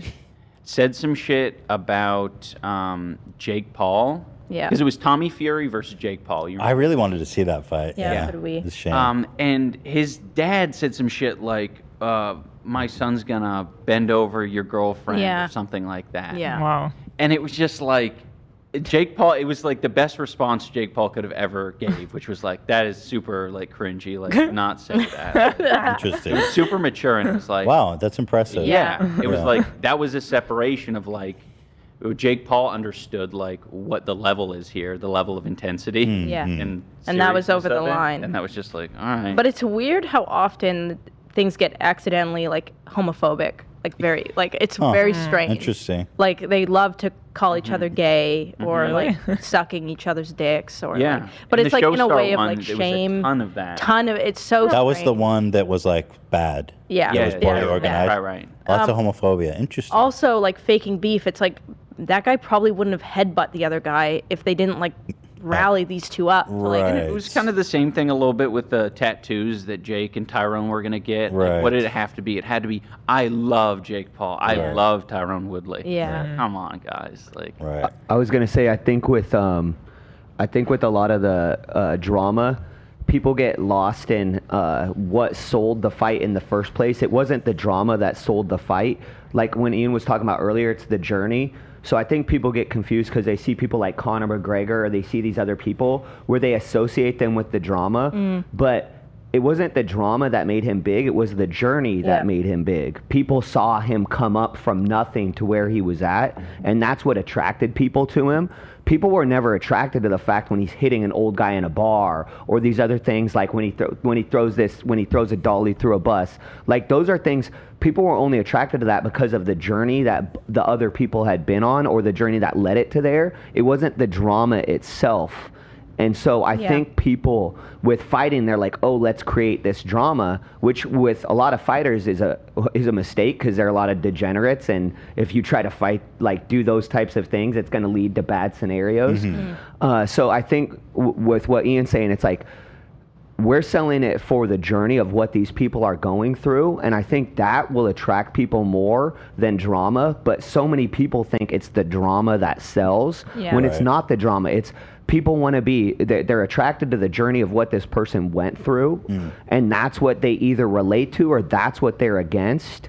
And say with like the whole Mayweather thing, when they talk about drama, it's like it's not drama. He was playing a heel, and that's a classic like old school pro wrestling move to get people interested. We need the heel and we need a heel, but we also need a good guy. And if there's two heels, it doesn't sell as well. You need to have like the drama, but there has to be the good guy, and so they get it mistaken. Like, a really good analogy I feel like is like you can see a clip of a building exploding, and you're not going to be like, "Whoa, that's awesome." But in a Michael Bay movie, like with a lead up and a story, and like you understand what's going on, an exploding building, if you understand the context, can be very interesting. But you don't need an exploding building for people to care about the movie, right? Like it's just like an extra thing that can happen. Yeah, it seems like the drama is like, it's not what people got there, but it's potentially something that keeps people's attention. Yes. And also like, so a lot of people don't, like Conor McGregor literally came from like nothing. Like he was talking about like, he was like, oh, I just slept in my bed all day late and never got up and didn't do anything. I was a loser. He says it all the time, like I was a loser. And then he's like, I decided I want to fight. And he started fighting and he became very successful. And like the Irish side of him, like there's a lot of things that sold him way before any of the drama. Right. So. Well, that's all very interesting and refreshing too, actually. Yeah. Because it's all been about like kind of the trashy stuff so far. So I like this angle you guys are taking. You made multiple points that you said something along the lines like, I don't like these fake bets, but you know who does? Keemstar. And then you play a clip where I'm criticizing Stromedy for the bet being the fuck fake. You say Stromedy? Stromedy. He's a Canadian YouTuber. Oh, that's a person. Oh, okay. Versus the houses and stuff. And you can pause. You here. also, just to clarify what Keemstar is saying here, I don't like the fake bets or the real bets, and I think that was pretty clear in the video. Real bets. What's he talking about? Just that one of my points was that I think it's very. Oh, the betting, like I'm going to bet you $1 million. Yes, my house is. Stromedy specifically, he's like a 21-year-old child. He's like, I put all my houses. He's got 2 houses that he wants you to know. He has 2 houses. Sure. He just does a lot of rich kid type shit. Yeah, he was trying to bet his 2 houses, or that like I'll bet my 2 houses versus your Lamborghini. What? That it's just too hyperbolic. It's not even real. No, it's real. He's got 2 houses. No, I get that, but did he give him the houses? They had a lawyer hold up a document saying like we're signing today, like to prove that it was a legal bet, but they didn't actually sign it apparently, so it didn't happen. It was just all like, oh, it's coming, it's happening. Right. Why don't you like that aspect of it? Just because I don't think it's interesting. I think that everyone who's, at least all of the adults generally watching, they know that it's like not a real thing, right? In the first place, and I don't actually think it's that much more exciting to know that someone is going It's like to they're lose not. their house. Yeah. Like it's not that exciting. I also I'm gonna like, fucking ruin your life. Yeah. I've said this. You may as well say you're going to suck the other guy off if you lose. It's like, why are you doing Well, that? it's not, and also I'm pretty sure they're gonna fight hard no matter what, Yeah, right? it doesn't Yeah. do anything. And I've said this a couple of times to people. Like, I think in our climate that we're in right now, where like most people can't even afford like decent housing to rent. Like having some 20-year-old be like, I'm gonna give away 2 of my houses is like not really the vibe. It's Like just totally fake confident Yeah. as well. Anyone with any type of radar watching their press conferences, you can tell that these are like super insecure 20-year-olds. Yeah. They do not think they have what it takes to win at all. Right. Yeah. It's just like, I'm going to present this sort of. They like, can't even effective back up thing. their trash talk. Yes. Yeah. We won the game. Said boxing's not about knockouts. And then you bring up a point where I say, hey, if you get the knockout, it's like, the biggest plug in the world. What is wrong? I don't understand what's wrong with what I'm saying. Jarvis got the knockout in Social Gloves. Jarvis is one of the most sought of boxers right now. Is that true? I mean, I think people take him seriously because he won. Yeah. Okay. Just like people take Wasabi seriously because he won. Wasabi just won against Deji. I mean, Jake Paul didn't knock anyone out until recently. I've never heard of him. What? I've never heard of him. So I don't know who. I mean, I know who Jarvis is, but he's just a YouTuber. Yeah. Yeah. Okay, yeah, I don't think he's in demand. Well, that's I'm a the fan problem, of right? boxing. I've never heard of him. Is Keemstar, when I was trying to look for an opponent, he did a Twitter poll on his own of like, who would you like to see iDubbbz fight? And he lined up like 4 people because he was convinced I needed to fight like a nemesis. If it wasn't Rice Gum, it had to be J Station. Right. And I'm like, I've never said a fucking word about J Station. I don't know anything about him. he doesn't even have a YouTube. He doesn't anymore. have a YouTube presence. Yeah, he's banned. It's like, you are so stupid. But they're not even good opponents. It's not good Yeah, fights. if you think I should fight this. But he put that Twitter poll up. Who do you think won? J Station. Yeah. it's Yeah, like, That's who it was Jeff Thanks Wittig, for nothing. Taylor Holder, and some other ones. Dr. Mike.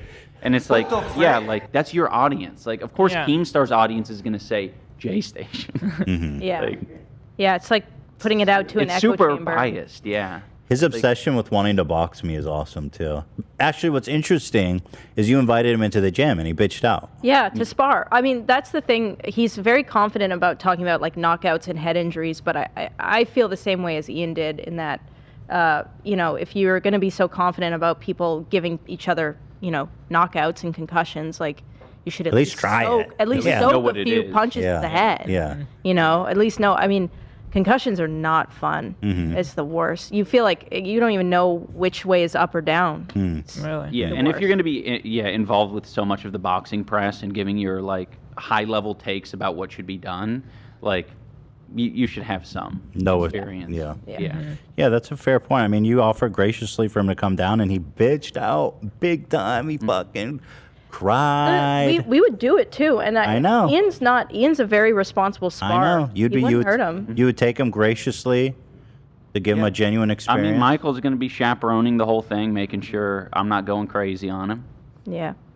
Michael? Michael. Oh, you're sorry. Yeah. Ian I might has encourage him to go crazy. I just know you as coach. I just know you as coach.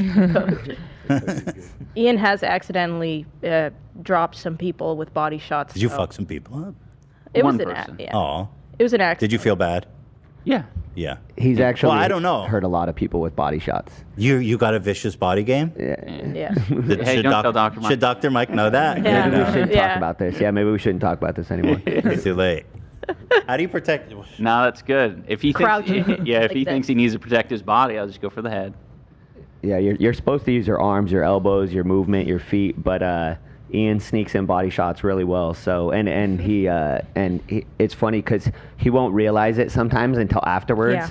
And like a week later, somebody's like, "Man, my rib has been bruised all week." Or there was one guy that was like, "Man, you completely stopped me there," and just stuff like that. Where sometimes I don't think he realizes that he like messed the guy up to the body until afterwards, and then the guy's sometimes he doesn't even know in the moment because he like Yeah. if I see it, I'm like, "Oh crap, you finished him." Right. But he's like, "What?"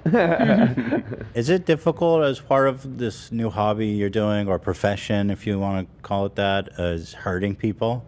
It's a it's definitely like a tough mental thing, Mm-hmm. right? Like I think when I started sparring in the first place, or just getting involved at punching towards someone, like this prospect of like even connecting with someone's face is like really difficult. Like you don't want to do it. You're going to be punching in front of their face the whole time. I'm going to be punching Anisa like right here because I'm like, that's not a normal human thing to do. Is Now he does it all the time. do that. We'll be like in the kitchen and he'll fucking come up to me and just start punching at me, like moving around my body. I'm so desensitized. Well, you're to it. pretty talented there, so you got to return. Yeah. Oh yeah. Yeah, she is talented. We definitely have him like spar safely though. So we like intensity is always matched. So normally if somebody's in there and they're not that good, Ian's not gonna up the intensity. We're gonna make sure that like we get safe work in.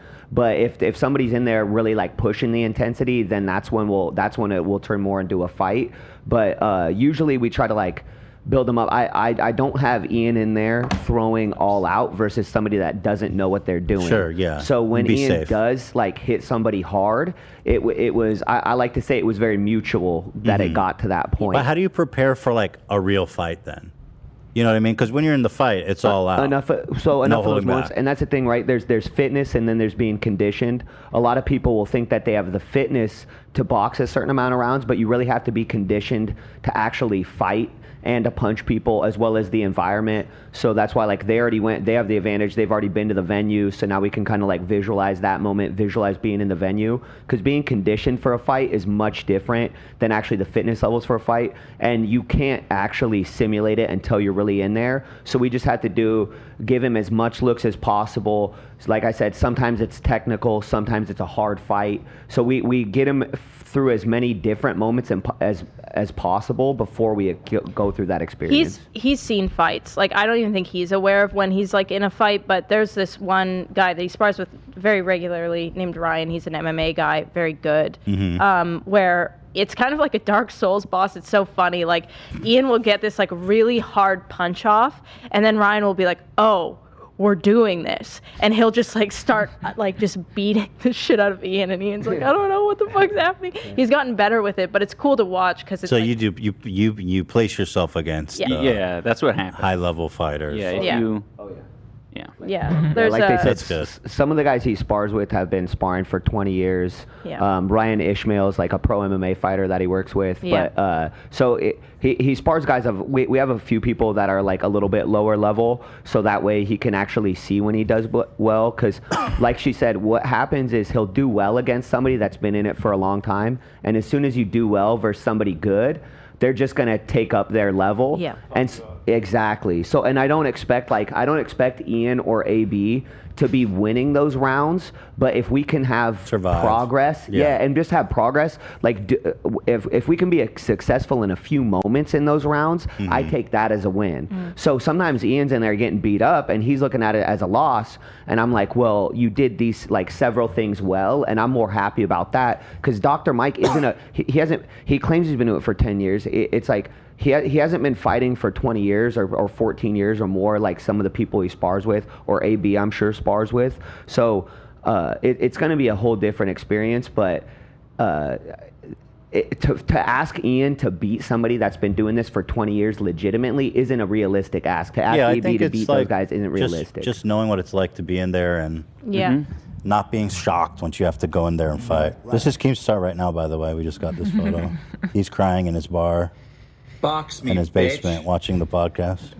Box me, bitch. Yeah, to add on to what Michael said, it's sometimes I'm afraid if I like land a good hit and the whole gym's like, ooh, because I know then I'm gonna get my ass kicked. That is immediately after I land a good hit, That's then I true. just get my shit rocked. So yeah.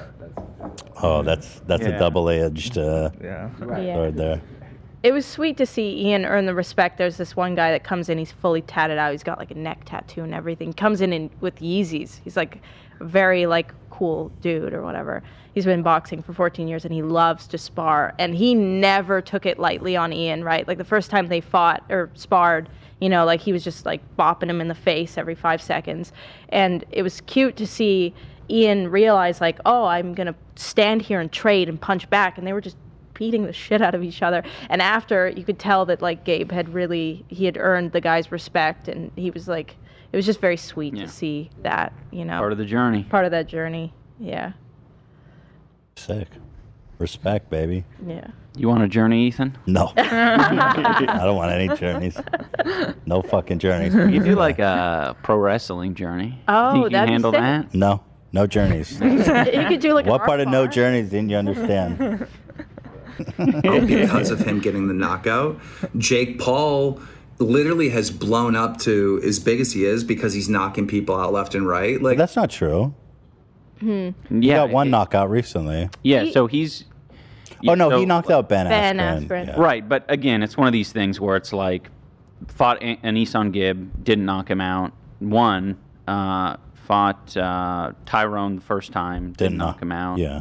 I think it was a tie or. And that was a way bigger match, by the way. Yeah. Yeah. Nobody watched the second time. Yeah, and Ian talked about that in his video, like the mystery's going away. So less people are like buying it out of like curiosity. So the pay-per-views are like, we think that's why they're going down. Right. Makes sense. Well, the second fight doesn't surprise me at all. Like nobody was fucking caring about that. It really depends Yeah. on who he's fighting, in my opinion. Like I was curious to see him fight Yeah. that one dude. We bought tickets because we thought he was fighting Fury. Oh, right. Yeah, that would have been a good fight. The guy's actually a boxer. That was weird how it just got canceled at the last minute. His broken ribs. He broke his ribs in sparring. That's the problem with like, and we worry about it with our fighters. You know, they're sparring. They can get injured at any. Yeah, they're doing everything Second. physical. Like Yeah. they need to keep up the intensity. Yeah. You know, every day. So. Get sick. Yeah. You know, bodies. Yeah, are we were really squishy. paranoid about that. COVID as well. COVID. Right. COVID, just general sickness. It's like, yeah. You Well, it's good. If you're in Florida, they don't even think it exists there. Yeah, that's true. Yeah. We just got our booster and our flu shot combined. We did. That's both. good. But it hit me like a truck. Holy- What, you had COVID recently? No, it just like hit. Oh, the shot. truck. The shot. Yeah. Yeah. But All right, let's get through this fucking maniac. I don't understand what's wrong with that. He's actually just so you know, sad. if you get the knockout, that's the best thing you can hope for, right? Damn, he's about to cry though. What was the other point you made? I don't even know. Look, you're trying to do something completely different, all right? And I wish you the best of luck. And I hope your event is Gracious. wildly successful. I Thank want you. more people involved in influencer boxing. And I'm interested to see how this pans out for you. But I mean, how are you against trash talk when you just uploaded a video trash talking me? I mean, trash such a dumbass point. Talking- Like you weren't trash talking to him. You were. bringing up. Yeah, you were countering all something. influencer boxing, right? Like you're Trash talk would be like saying that you're like, you know, Calling him ugly. a parentless gnome or stuff like that. Yeah, call him ugly. Ugly, unlovable. Like I trash talk him. You didn't see anything like that.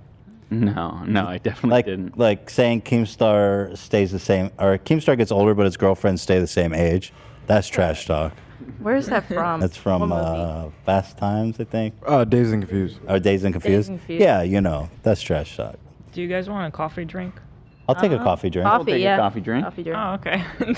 Yeah. I wasn't sure. You're All right. promoting your event by talking shit about everyone else's event. Like you're literally doing what I've been telling you to do. Talk shit. All right. Yeah. But anyway, that's him. Nice. What I love about that is a lot of that footage of him that you use in your video, Ian, is he was talking to Hundar to knock me out. Like that whole knockout rant was about me. And I think he was just trying to like bait me or piss me off or scare me, and not realizing that he's exposing that he doesn't know shit about boxing while he's saying that. Exactly. Well, also, he's gone out of his way, in spite of me, to never mention AB. Oh, shit, let's go. Oh, yeah, that works. Oh, Yeah, damn, the we got a whole Frappuccino, delivery? Starbucks. Cool. Oh, what is this one? I'll take whatever, I don't Cool. care. Thank you. Thanks. Yeah, thanks. Okay. Awesome. Thank you. What is that one? It is creamy cold brew. You want this one or you want that one? I want this one. Okay. No, I don't care. All right, well, anyway, Oh yeah, and he was also saying the same thing to Dad. He was saying, "So you gonna go for the knockout?" It's like just a strategy question. but it's just stupid. It's like a dumb question, right? Because it's like, I'm just fighting. Yeah, and the plan changes also Yeah. depending on where you're at. Yeah. Maybe you get in there and you get your fucking shit rocked. Like, then you're just in there to survive. And then, I was what worried happened? about your phone. That I thing was is like, it oh, no. carbonated? No, I So- shaked it, but Right, too much because like shaking. things like this, you need to shake. Yeah. These are like The canned, I guess. weird. how like- you shake? Did you shake yours? I don't think I did. Oh. And then also, just in Keemstar fashion, he went after your significant other, which is kind of his go-to. He said he's... I liked Ian's response, by the way, though. You get the mountain, Cersei in the mountain. So let's see. Because he's saying that he's going to have some of his happy punch people spar me. Represent him. Right, he's Cersei. Yeah. Right. Cersei in the mountain. I saw You it. scroll down, it says strength. Wait, click on the image itself. Oh, you can't. Oh, damn. Cut off. Dang it. It said Deviant what? art. What does it say? It just says like strength. It's There's like nothing a that it's like a means- tarot card, deviant art. Got it. thing, yeah. Deviant art tarot. But then, of course, he's attacking Anisa, which is what he does. He calls... I've been witchified. Yeah. I've been witchified He, by of course... Keemstar. Yeah, basically he's calling you a witch. Yeah, because she's the red witch.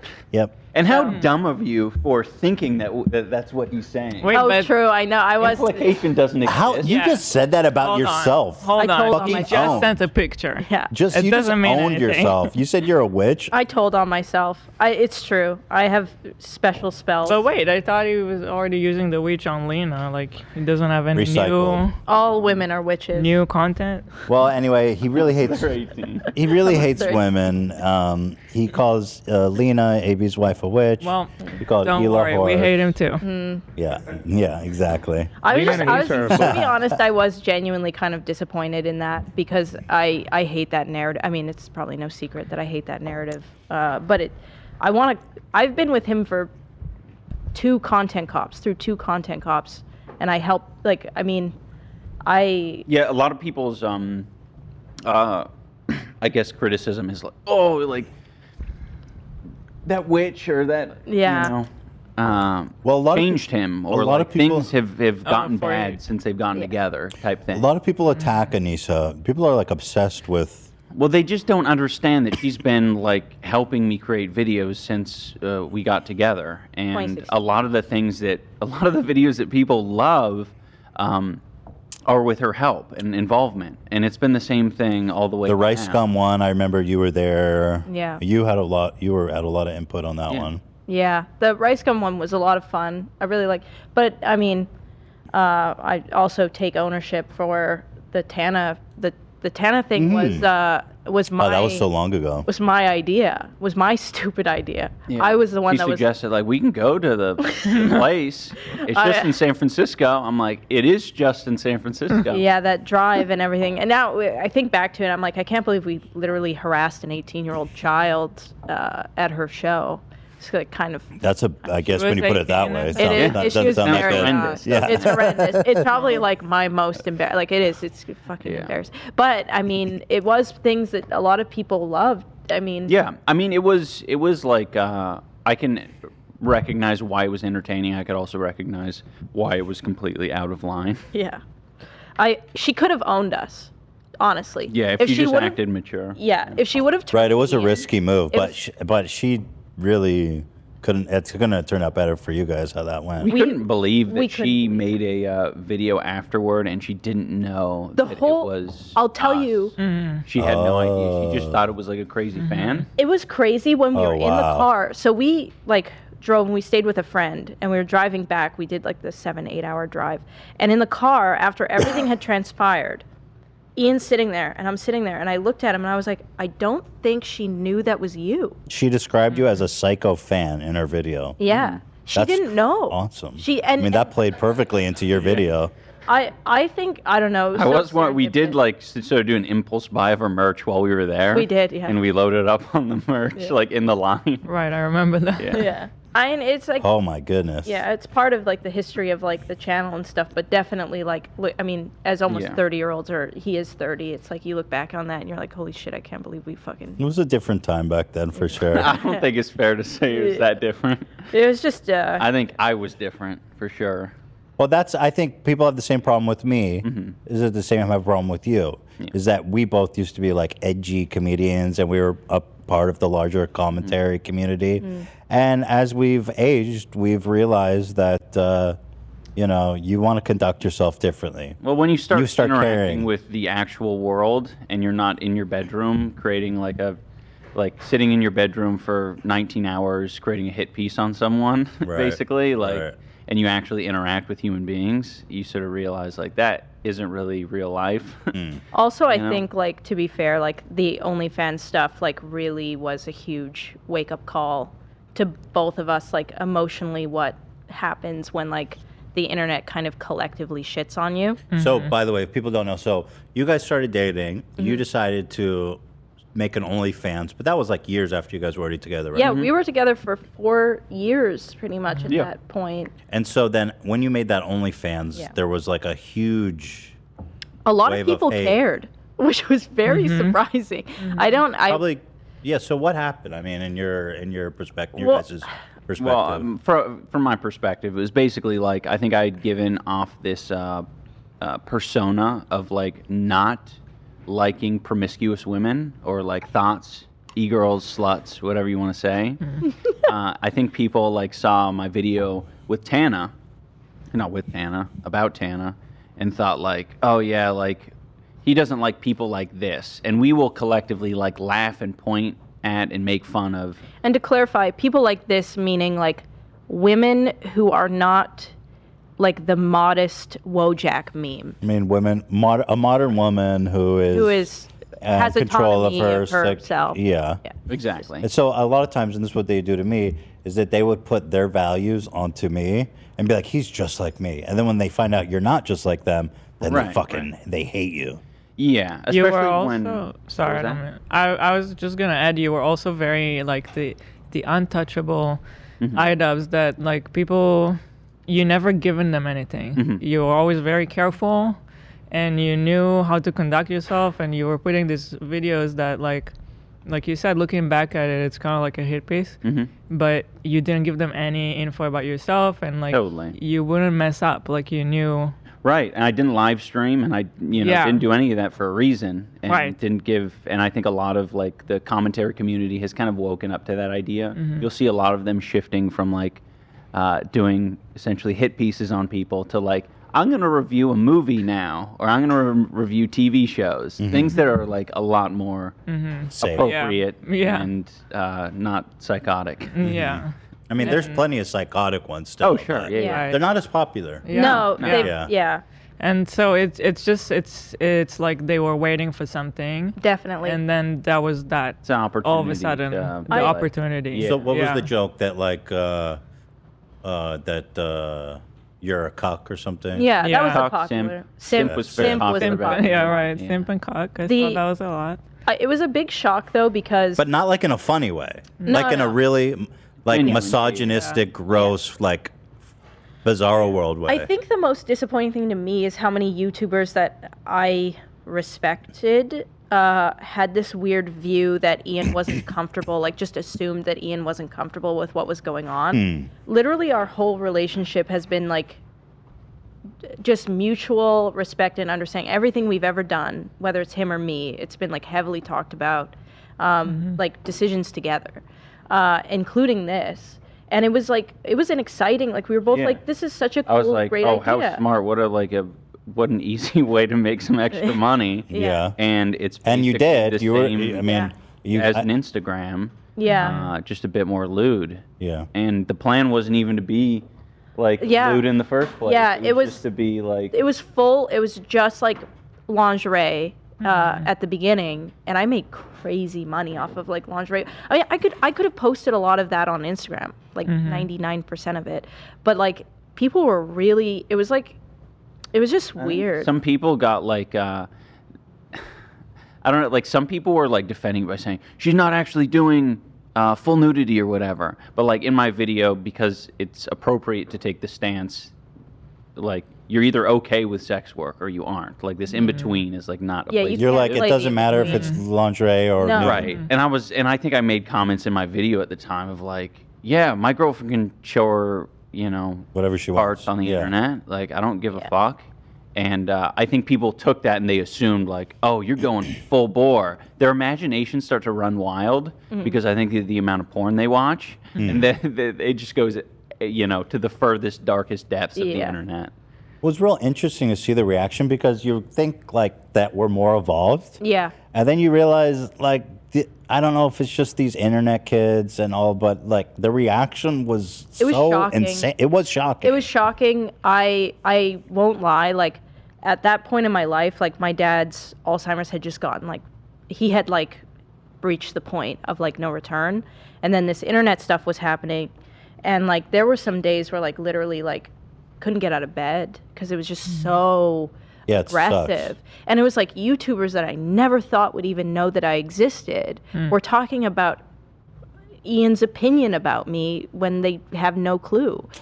So it was super strange, but it was also really eye-opening to us to like understand what that effect is and like what we were doing to people.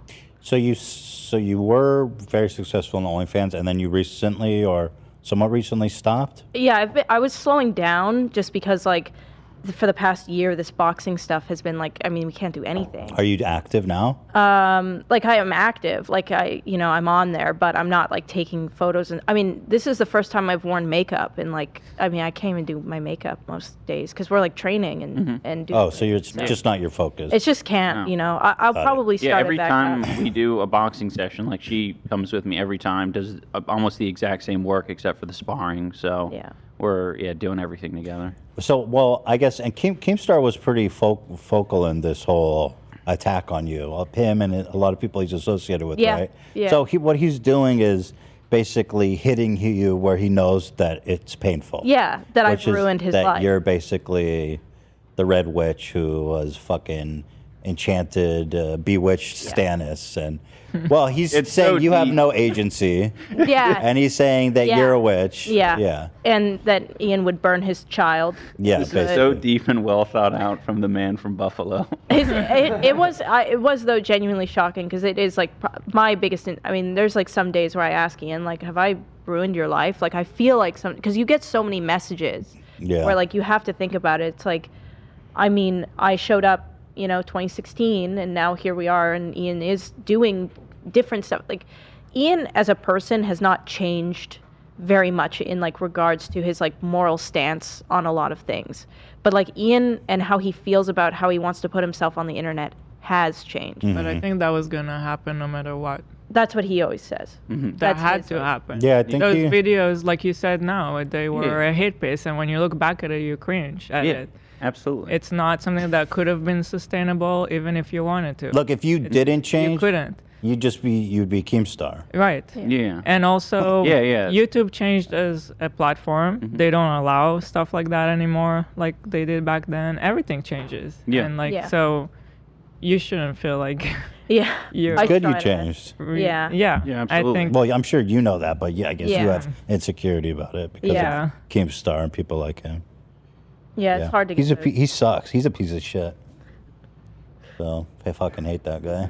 Maybe it's just like a Lebanese girl thing because Anisa and Lena are both Lebanese. That's Maybe what it's they're both witches. interesting. Yeah. So it's like a racist I thing. think it's like the nose. It's the Lebanese. Yeah, maybe. I'm telling you. Yeah. There's something about it. That also seems Come on. Don't even say that. You have a perfect That nose. is, I have like a little bit, but it's very small. Don't even say that. Keemstar notices. Yeah, start noticing. He notices all imperfections. Well, there you go. When you have a perfect mind, body, and soul as him, then you have a But right to. Team Star, if you're listening to this, He is. No, I know that you actually do mean well. Yeah. And I do believe you when you say you want the event to be a success. Yeah. I'm sorry if my words hurt your feelings. I was hurt by your words, which is why I retaliated the way that I did. And he said what that hurt you? Just that we're running the event poorly. Right. And that's pretty much it. Yeah, which I was think enough. It's hard. We care about this show. Yeah, you work so hard. much. Some dipshit Keemstar is telling you. I mean, your whole life is about It's it right our now. baby, literally. Like, it's kind of crazy. We didn't we didn't do a wedding other than going to Vegas. We didn't plan anything, and then all of a sudden we decided to host a giant, like, Right. influencer boxing. This is event. your wedding. This is our wedding, basically. Right. So it's like we're so passionate about it.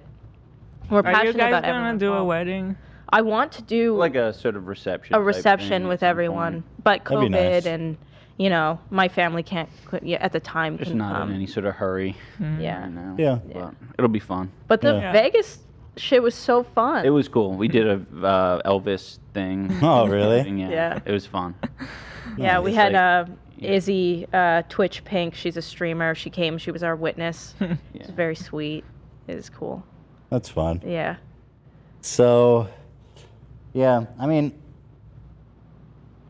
Man, your hair in that, Ian. Yeah. Something else. yeah, look at that hair, bro.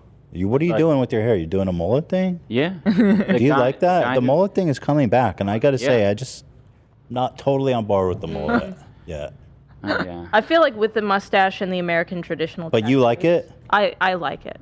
I think it works for you. Yeah, I agree. It's not for Well, everybody. the mullet isn't that intense yet, but are you Right, it's planning on how long are we Oh, going? we'll see how it goes.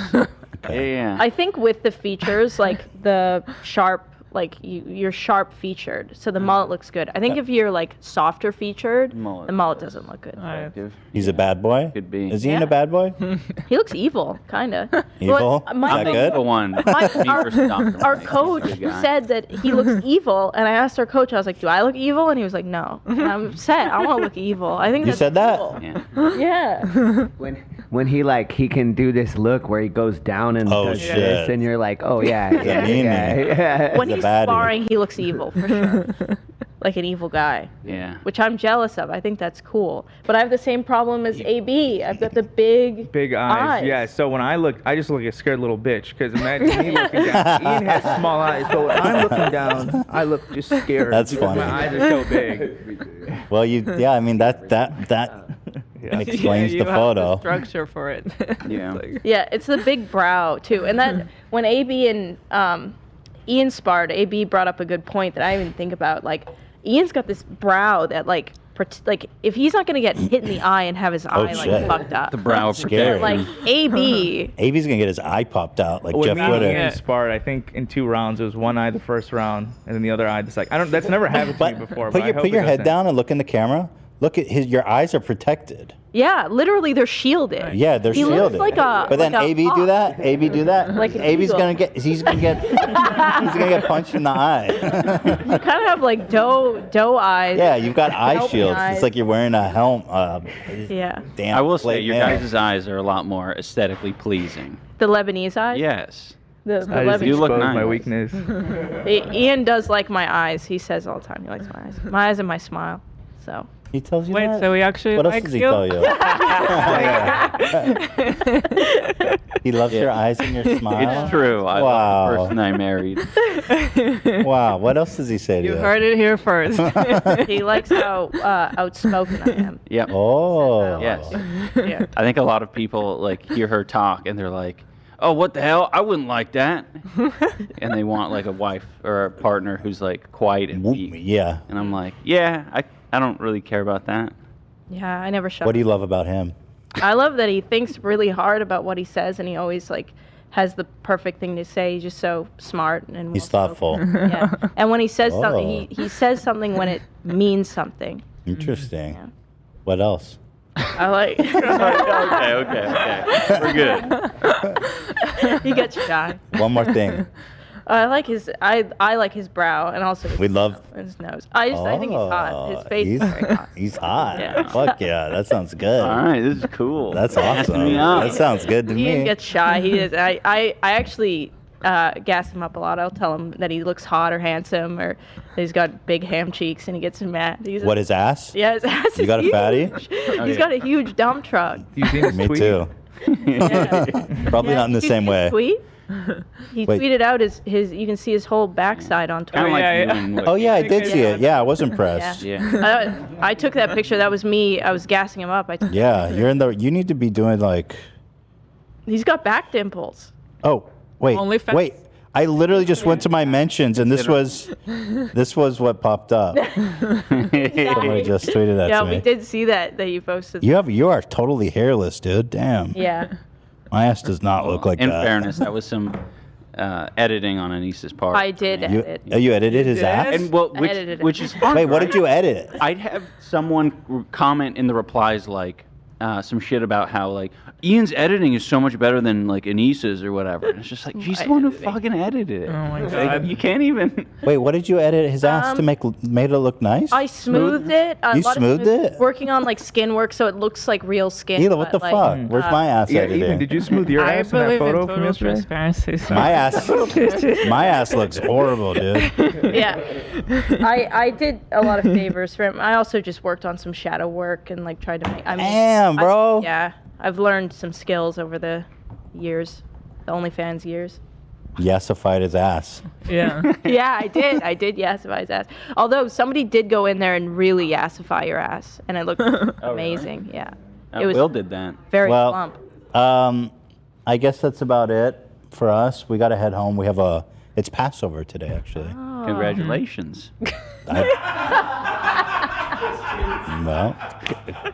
Well, Passover is about the Jews escaping slavery, right? Yes, congratulations. So congratulations is in order. We're no longer being slaves. Yeah. So thank you for that. Thank you very much. So you guys are in LA for a little bit longer. Are you going back soon? Yeah, we'll go to Las Vegas after this. And yeah, I guess final plugs is we're going to do the open workout with AB and company tomorrow On S-Van's at channel. noon.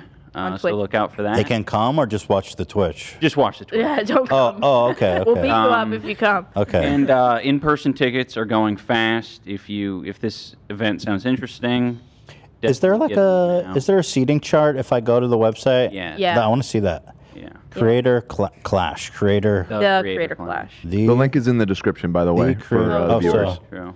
So the Creator Clash. It's in Florida. Scroll Yeah, you can go down the Tampa. bottom. Keep going. Right there. Tickets Tasted to it. event. Guys, how is it possible that? Oh, I remember you guys said limited quantity to the stream tickets. I was like, what? For Yeah. early bird. Oh, for right for the early price. Got it. All right. So what does this mean? All the gray is taken. Is sold out. Wow. Oh, good seats. Yeah. The lighter blue is available. Yeah, so those are $2,000. Damn, boy, let's fucking go. Yeah. This whole section. Well, why would they're people buy selling like seats crazy. here? Those are 500. Oh, they're So cheaper. Okay, I get it. Middle is 1,000, and then front row's 2,000. The whole lower bowl within, I'm not even kidding, 5 minutes, 10 minutes of it launching was gone. Wow. Which is the lower bowl? Like all that gray ring. This stuff? Yeah, the 100. So this is $100? Yeah. Yeah, that's a lot of seats. How many seats have you guys sold already? 5,000. No way. That's great. Well, how big is this? It's a 10,000 seat arena. Technically So- closer to 9,000, I think. 9,000 once we Yeah. get everything in there. So how much is the? How much are these? The ones at the top end are like 25, I think. if you click Okay. On that. And then But I these- will say we went to the arena ourselves a couple days ago, and it's not a big arena as far as like you're not far from the action. Right. It kind of looks that way in these pictures, but it's just like It's very intimate. very like, close. Like even the high up seats, it's worth it for sure. Did this one sell out? Like No, how that's come? reserved. Oh, that's reserved. And this one? VIPs. This one too? That's where the commentators will be. Yeah. That's like media sits there. Yeah. Okay. Okay. Yeah. Man, I kind of wish I could go, but I don't see What any day of way. the week is it on? The weekend? It'll be on a Saturday. Yeah. We'll have a lounge for It's just- influencers to chill in. We It's also so hard have with a the kids. babysitting area. A babysitter? Yeah. Who's gonna fucking? I was like, who'd you hire for that job? Fucking James Charles? James, oh my God. Who's gonna be watching my kid? Oh my God. Oh, that's exciting. Don't Sounds even like it's say it. doing great. Already 5,000 sold. That's awesome. Yeah, we were shocked by That's great. the support. I mean, like we were Maybe we super should nervous try. about it, but Yeah, maybe we should try. yeah. It's just I mean, like I have no idea Yeah. right now how It'd be to do fun. it, but we have to figure it out because we sell have alcohol like there? a wedding Yeah, too that we need to of go course. You to. get trash. Oh. But it's now it's like 2 kids and 2 dogs. Yes. I have no idea how Yeah. we can Throw those leave. dogs in a freaking kennel. No, you do. no, No. you This take guy it to a will daycare. never. He won't leave the house. No, No. there's For like Nothing- 4 hours. daycare way more than Daycare is being with you guys. amazing. Listen, nothing against It's a vacation. daycare and kennels. I think it's totally fine. I have We just have try to go out separation to have a issues. nice day out with our kid, and he's worried about the dogs. And they're home No, with other well, people. because I know how stressful it is for them. But there are dog sitters who do a great job of like updating you I get with pictures, like pictures every night, and saying like like 20 this is what pictures. they're doing right now. We're playing ball. We're having a good time. They just sit by the door and cry. They do. But they do that even if I'm home. You know, it's like, what can you do? That's fine. Maybe we can bring them. That definitely No. not. you got to get to the point where you're able to leave, because that's like, I think he has a bigger anxiety, Yeah. separation anxiety from them. Well, they're happy with my parents. That's always good. They are, Yeah, but they don't mind being with them. But you don't want to have to rely Two on your kids parents and every 2 dogs time. now. They're They fine. got their own shit they want to do, right? No. No, but they have to watch the kids if we go. Yeah. They Well, can't that's do a problem. 2 kids and 2 dogs. I don't know. Dogs love like. Would you leave your kid with some weird fucking playground lady? I mean, to be yeah, fair, it's not the same. absolutely. I know. Yeah, It's kind of like you're going to have to put your kids in school as well, and They're in that's going to be school. a stranger. They're in school. right? Or Theodore's in Yeah. school. Essentially a stranger that watches over them, and you're not like, oh, these weirdos. You can't have these weirdos looking after me. Our Boston Terrier has intense separation issues, and he's really learned to love. He loves that place. Loves it. He gets so excited. There are some really nice ones. A good place. Like, how do you find? So a the good biggest place? thing to do is you ask them to like tour the facility. If they're not open to letting you tour, then like. Oh hell no. And then the other thing is like ask them like how honest are you and how open are you with like what happens here. Like if it's a daycare Well- that like if a bite happens or if like 2 dogs get into it and they don't want to tell you about it, if like nothing happened, you don't want to take them there. But why would they tell you the truth if they're liars? Well, I mean, you want to hear somebody Just who being says honest. like, because some of them will say like, oh, you know, like, yeah, we'll tell you how it goes, and then you do a trial and you hear nothing, and then it's kind of like. But again, it's all different. It's like you can like, depending on your level of dedication to searching it, you can find places where it's just like only the small dogs interact with each other. So it's only watching small dogs. There's some places where it's like a person in their living room, so it's no different than you at your home, and you just have, you know, they only take 5 dogs at a time or something. Rover has good ratings. It's puppy prison. Puppy prison. It's puppy prison. What kind of crack are you smoking? See, like, if you, What do they sleep in a cage and they cry all fucking night? this is his like They dog gotta- sitter, Blitz's dog sitter, and they send like photos every day. We get like a bunch of just photos. Yeah, and they're loving life. They're loving that more than they like the dog sitters more than they like us, because Yeah. they're engaged with them the whole day. And they have friends. We just sit on the couch and watch like Chopped Boxing and 90 Day Fiance, and these dogs are just suffering on the floor. Yeah. The daycares actually play with them and shit. Yeah, we consider it their vacation when we leave because they're like more fun.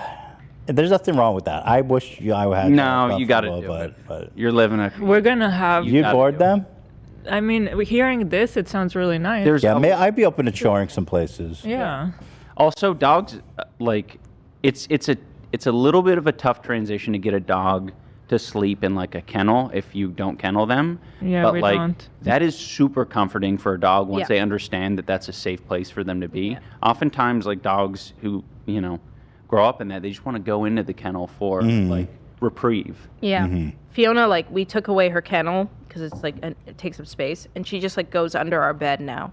She Shredder wants used to do be that. covered. Yeah. Our bed is too low, but he used to sleep under our bed sometimes. And they're only in there when, they need to, whether they're, I guess, being fed or when they need to go to sleep. Every other hour of the day, they're out. And Honestly- they're so tired from playing. Honestly, it sounds like the Green Mile to me. I don't know, get that reference. What does that mean? The kennel. They got all the cages. They're all on death row. Yeah. Nah. Walking the Green Mile. The kennel really helped Blitz with his insecurity too. It can Is be there an electric chair there? it can be a great tool if you're not abusing it, right? Because like people will abuse the kennel, like they'll just shove their dog in there. Oh God. But like if you're using it as in like, especially puppies What kind when of they're people? young, Yeah. bad people. Some people really don't fucking care about their dogs. It's pretty incredible. Legit, it Really? happens. Some people like put their dog in like their laundry room and kind of just. I mean, Yeah. there's. It's so upsetting. But especially when they're puppies, like kind of like kids putting down your kid for a nap because your kid's Yeah. like overtired and they don't know it. Puppies do that too, and the kennel is a great way to like shut their brain off kind of like putting them to sleep. It's routine. It's routine. Putting them to sleep? Bro, I knew I didn't like these places. Hell nah. But Hell nah. it is good. You're supposed to like every hour let your puppy have a nap, and then you take them out and play with them. Yo, we've been going 3.5 hours. All right, we got to wrap this up. Oh, wow. Oh, my God. Well, we talked a lot about boxing. Yep. Super Yeah. excited about the event. TheCreatorClash.com. Mm-hmm. AB is going to be there. Maybe we'll try to figure out how to go, but Yeah. if not, regardless, we're going to cover it. We'll talk about it. I'm so excited to watch it, even if it's just through the Yeah. stream. But Well, I'm very excited it's for exciting. I'm glad that you're doing it like the legit way. It Yeah. sounds really cool. excited for you, for AB, and Dad, who's going to crush that drug addict freak, Matt, or whatever his name is. Freak. And Eric. Oh, and Eric, right? Eric's Eric's gonna be fighting, there. my boy. Yeah. Oh yeah. Everybody. He's not going to last long, but it's going to be fun. Very confident. He's gonna take a cigarette break. He's in the going middle to of the fight. exactly. Yeah. True. But we love him for that. Bless him. Yeah, we love him.